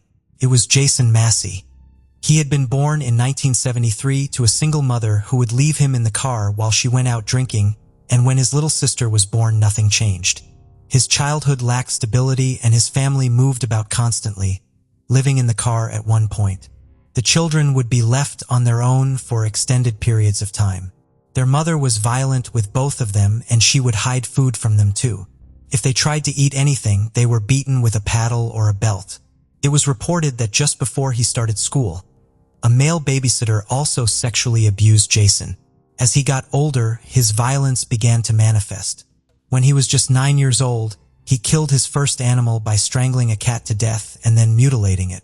He also restrained and beat another boy with a tree branch. As he got older, he began to abuse various substances and consumed lots of alcohol. Another disturbing incident had taken place in 1992 when he held a knife to a young girl with the intent of committing sexual assault, but he was disturbed when her mother came home and threw him out. He later wrote about how important that day was for him, and although no more harm came to her at his hands, he was eager to start killing. Seemingly angered that his attempt to hurt her had failed, he went out alone to the woods and symbolically buried the girl in question in secret. One of his diary entries read, "My life, it's been about chasing girls, finding the one to rape and kill. Rape is not enough. I must have a body for the next day or two to hold, talk to, and make love. Bones to talk with." In spring of 1993, police stopped Jason and found not only drugs and a knife in his car, but a cat with a rope wrapped around its neck. Reports do differ as to whether or not the cat survived. A diary was also found with names ticked off next to them. He tracked the animals he had killed: 7 cows, 32 dogs, and 41 cats. One entry read that he wanted to grab society by the throat and shake them with terror until they're awake and realize what's up. "So they will remember who I am, when and why I came their way." He said he wanted to become a murder machine and that just thinking of killing a lot of young girls makes me happy. He was sentenced to 120 days in prison but was released early. While there was a lot of circumstantial evidence against Jason, there was nothing to forensically link him to the crime scene. Jason Massey was taken in for questioning. The officer presented him with a series of photographs of Christina's body, and Jason began to violently retch. The officer would later say that he knew he had hit a nerve with Jason. As the investigations continued, they discovered that roughly 10 days before Brian and Christina went missing, a man called Christopher had been in the car with his friend, Jason. Christopher was friends with Christina and told Jason to drive over to see her. Jason apparently flirted with Christina, and she said to him she wanted to sneak out sometime. He told her that he would come by her house in his car and sound his horn. That would be her signal to leave the house and go to an old gas station on I-45 and wait there for him. When Jason and Christopher left, Jason spoke about Christina in a very disturbing and sexually graphic way, saying he wanted to kill her and mutilate her. Jason also told his friend that if ever there was a serial killer operating in the neighborhood, it would be him. Christopher would later say that he hadn't taken much notice of what Jason had said. Jason spoke like this a lot. The police talked to another girl, also named Christina, and she had seen Jason on the evening of the 26th of July. She said that he had left after 11 and that he had been acting incredibly strangely. Her sister said that she had seen Jason with handcuffs and a firearm. Following a search warrant, samples of his hair were taken and his Subaru was impounded. A sample of the carpet from the car was taken too. They found staining on the seat, and when they tested it, it was revealed to be blood stains, as were spots on the steering wheel and on a knife in the glove box. When looking in the trunk, more clues were revealed. A roll of tape and a leaf, both of which had blood stains on them. A small axe and a hammer, which also appeared to have blood on it too. There was a hunting knife, a screwdriver, a wrench, and a pair of handcuffs. Although there was no sign of the gun, there was a receipt documenting a purchase for some .22 caliber bullets. Due to the state of the bodies, they could not use DNA analysis to compare the blood found in Jason's car and on the items in the vehicle too, but they were not prepared to give up that easily. Using reverse paternity genotyping, which compared Christina and Brian's parents to the DNA and the blood spots, they were able to determine that the blood had most likely come from Christina.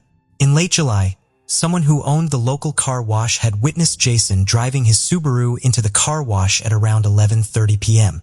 Jason put several items into the rubbish bin and proceeded to reverse out, but when he saw the owner watching him, he drove back in and started to vacuum the interior of his vehicle and thoroughly clean it. Not long after, the owner saw a newspaper article about the bodies being found and recognized Jason's photo as someone who might be connected to the crime. The police went straight to the car wash and took apart the vacuum there to see if it would reveal more secrets. And it did. They found a card for Jason's probation officer, broken glass from the car, a receipt from a KFC with Jason's name on it, and several hairs. Long, blonde hairs. These hairs and the hairs from his vehicle were tested. They were microscopically similar to the hairs found in the barbed wire, which had already been found to be Christina's. The fiber found on Brian's shoe also came back as a match to Jason's Subaru, and the hair on his trousers came back as belonging to Jason Massey. During the investigation, the police discovered that Jason's cousin owned a .22 caliber gun that was kept at his grandmother's house. He had no idea that Jason had taken it. There were a few witnesses who said they had seen Jason with the gun in question, and the staff member from Walmart who sold him the .22 caliber bullets, a pair of handcuffs, and 2 knives, was able to pick the person they had sold the items to out of a lineup. They picked Jason Massey. When police conducted a search of his home, the evidence continued to stack up. There was a box of knives, 2 articles about the killings, and a pair of handcuffs. On March 17, 1994, Jason Massey was indicted on 2 counts of capital murder. He entered a plea of not guilty. His trial began on September 28, 1994. It was put forward that at around midnight on July 27th, both Christina and Brian had climbed into Jason's car for a ride. The prosecutor said that on the cutoff road bridge, Jason had brought the car to a stop and used the .22 caliber gun to shoot Brian twice in the head at point-blank range. To get his body out of the car, he had pushed him out and over the bridge. Terrified, Christina had got out of the car and ran for her life.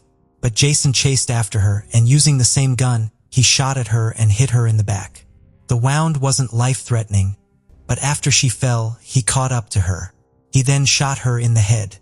He proceeded to stab and mutilate her body after she had died. He was referred to as a lust killer, someone who derived sexual pleasure from murder and mutilation. A state psychologist testified during the trial and said that Jason had received treatment at the Dallas Psychiatric Intensive Care Unit in June of 1991 when he was 18 years old. He had been brought in by his mother after she had found his diaries and was deeply worried about the contents of them. The psychiatrist also said that Jason suffered from antisocial personality disorder and that he posed a danger to the public. The doctor said that there were no treatments that would work for someone like Jason, and the threat he posed and the risk of him committing murder was extremely high. Jason would ultimately leave the hospital as other doctors examined him and didn't agree with the prognosis. After his release, Jason wrote, Dr. Clay Griffith also testified that someone like Jason, with antisocial personality disorder as severe as his, would pose an extraordinary danger to the public and could not be rehabilitated. Jason's teacher from the 9th grade would also testify, as would one of his former classmates. Both of them said that Jason had made frequent comments about murder and that he idolized Charles Manson. His classmates said that he had become infatuated with her, but she did not reciprocate his feelings. She had received phone calls from him as well as letters, saying that he dreamt of killing her. He continued to stalk her and harass her. Her dog would later be killed and the blood smeared all over her vehicle. Jason wrote about this incident in his diary. One of his former friends would tell the court that Jason had an obsession with starting fires and would often talk about killing and hurting animals, calling it an adrenaline rush, a high, a turn-on, a love to mutilate. Christopher, the man who had been there when Christina and Jason met, and who had heard him saying he wanted to kill Christina, also testified in court and told them about what he had witnessed. The defense argued that this testimony was born out of a grudge, as Jason had approached the former girlfriend of one of Christopher's friends. Christopher admitted that it was true that he didn't like Jason, which did hurt the impact of his testimony. Jason's defense said that the investigation was not complete and not all potential suspects had been looked at. He added that the physical evidence was not conclusive, it was based on probability. He said that there had been someone else in the car that night when Brian was seen talking to the driver, and anybody else who was there could have been the killer. The defense questioned the lead investigator and argued that nobody else from the car had been identified and nobody else had ever been looked into. As the proceedings carried on, one of the defense attorney's team received a call and had to leave the courtroom immediately.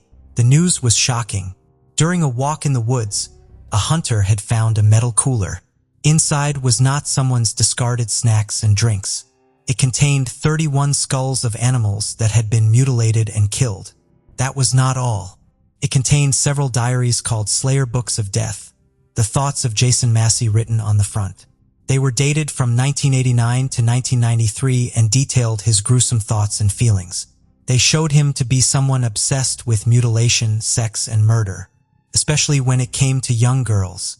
One entry from the 19th of January, 1991 detailed that he had tried to murder his then-girlfriend but had failed. "I'm tired of feeling like shit for not being able to kill," one quote read. His diaries also described how he didn't want to get caught for his crimes and how he had read about the investigative procedures so as to avoid detection. The defense said, Jason Massey was not born a capital murderer. He was a baby. He wanted a dad. He wanted love. Instead, he got rejection and he got hit. Prosecutor Clay Strange said, "It's impossible to assign a motive to a case like this. I think he did it because it was pleasurable to him. It's almost a miracle we caught him as quickly in his career as we did. He's as evil as anybody I've ever encountered. I've met a lot of people meaner, but no one more evil." After the trial concluded and both sides had presented their evidence, it was time for the jury to deliberate. Jason Massey was found guilty of murder. One of the punishments on the table was the death penalty, and the state had just 24 hours to put their case together to argue for it. They used extracts from his diaries to show not only the scale of his cruelty towards animals, but also that he had planned to kill multiple times. One extract read that he wanted to be the most well-known serial killer in the country. During this part of the proceedings, someone else would come forward, a man called Paul. He was the one who had made the anonymous call to the police telling them to look at Jason Massey. He was one of Jason's old associates, and they had spoken about raping girls and took drugs together. They took part in an armed robbery and killed animals with each other too. When he heard about what had happened to Christina and Brian, he decided to call the police. He was able to identify the handwriting from the diaries as belonging to Jason. Paul said since then he had become a Christian and was getting counseling, leaving his old life behind. Jason's sister also testified and described their highly dysfunctional and abusive upbringing, but said that in spite of all of it, she had not turned out like him. The jury took just 15 minutes to agree on the punishment. Jason Massey was subsequently sentenced to death. He was to be executed by lethal injection, and the judge said that his death would be more merciful and humane than that of Brian and Christina. These words from the judge prompted cheers from the court. As he was led away to death row, he said that he had put Christina's dismembered body parts into a pillowcase and thrown them into the river, but not many believed him. He was someone who liked to keep trophies. He would later appeal against his sentence. He tried to have the transcript reviewed and said that he had been found guilty of only one count of murder and therefore should not have received the death penalty. He said his attorney was incompetent and was trying to get me killed by default. The Canadian Coalition Against the Death Penalty said that the police had failed to look at other potential suspects and that the defense had not called anyone to testify as to Jason's mental health at the time. They said that the judge appeared bored and disinterested throughout the proceedings. The case was appealed on 24 separate counts of trial error, were thrown out on the grounds of the submitted records being unfinished and incorrect. Jason Massey was out of options, his appeals had failed, his original sentence still stood. For the years that he sat on death row, Jason refused to reveal where Christina's head and hands were, and in spite of more searches, they were never found. In an interview from death row, Jason said, the 3rd of April, 2001, 28-year-old Jason Massey was taken from his cell at 6 p.m. to the Huntsville unit's death chamber. He was strapped to a gurney and the curtain was pulled back for those watching, which included Christina's grandparents. His final words included the following. "First, I would like to speak to the victim's family. I can't imagine what I've taken from y'all, but I do want to apologize and I want to let you know that I did do it. You guys know that I am guilty and I'm sorry for what I have done. I apologize and I know that you may not be able to forgive me, but I hope sometime in the future you will be able to find it in you to forgive me. I want you to know that Christina, she did not suffer as much as you think she did. I promise you that I give you my word. I know you guys want to know where the rest of her remains are. I put her remains in the Trinity River. I have said that since I have come to death row. I know that God has used this to change my life and it's all been worth it because of that. If I lie here today where I lie, I can say in the face of death, Jesus is Lord. That is all I want to say. I love you all and I won't say goodbye. I will say I will see you again. Tonight I dance on the streets of gold. Let those without sin cast the first stone." His time of death was announced at 6:20 p.m., 8 minutes after the drugs were administered. Christina's grandmother, who had witnessed his execution, said she could not judge Jason Massey, but she would never forgive him. The murders of Brian King and Christina Benjamin rocked this little community and left a lasting impression on those who investigated it. The horrors of what they suffered on that night in July 1993 are too awful to even think about, and the indignity they suffered after death is just as appalling. Brian's sister said that Jason Massey's death was quick and painless. He was lucky. My brother and my stepsister weren't so lucky. Thank you for joining us on this journey into the depths of unsolved mysteries. Cold cases not only challenge our understanding of the past, but also ignite our curiosity and determination for answers. Remember to subscribe to stay updated on our latest investigations. And if you have any information regarding the cases we've covered, don't hesitate to reach out. Together, we can shed light on the shadows of the past and bring closure to those who seek it. Until next time, stay vigilant, stay curious, and never stop seeking the truth.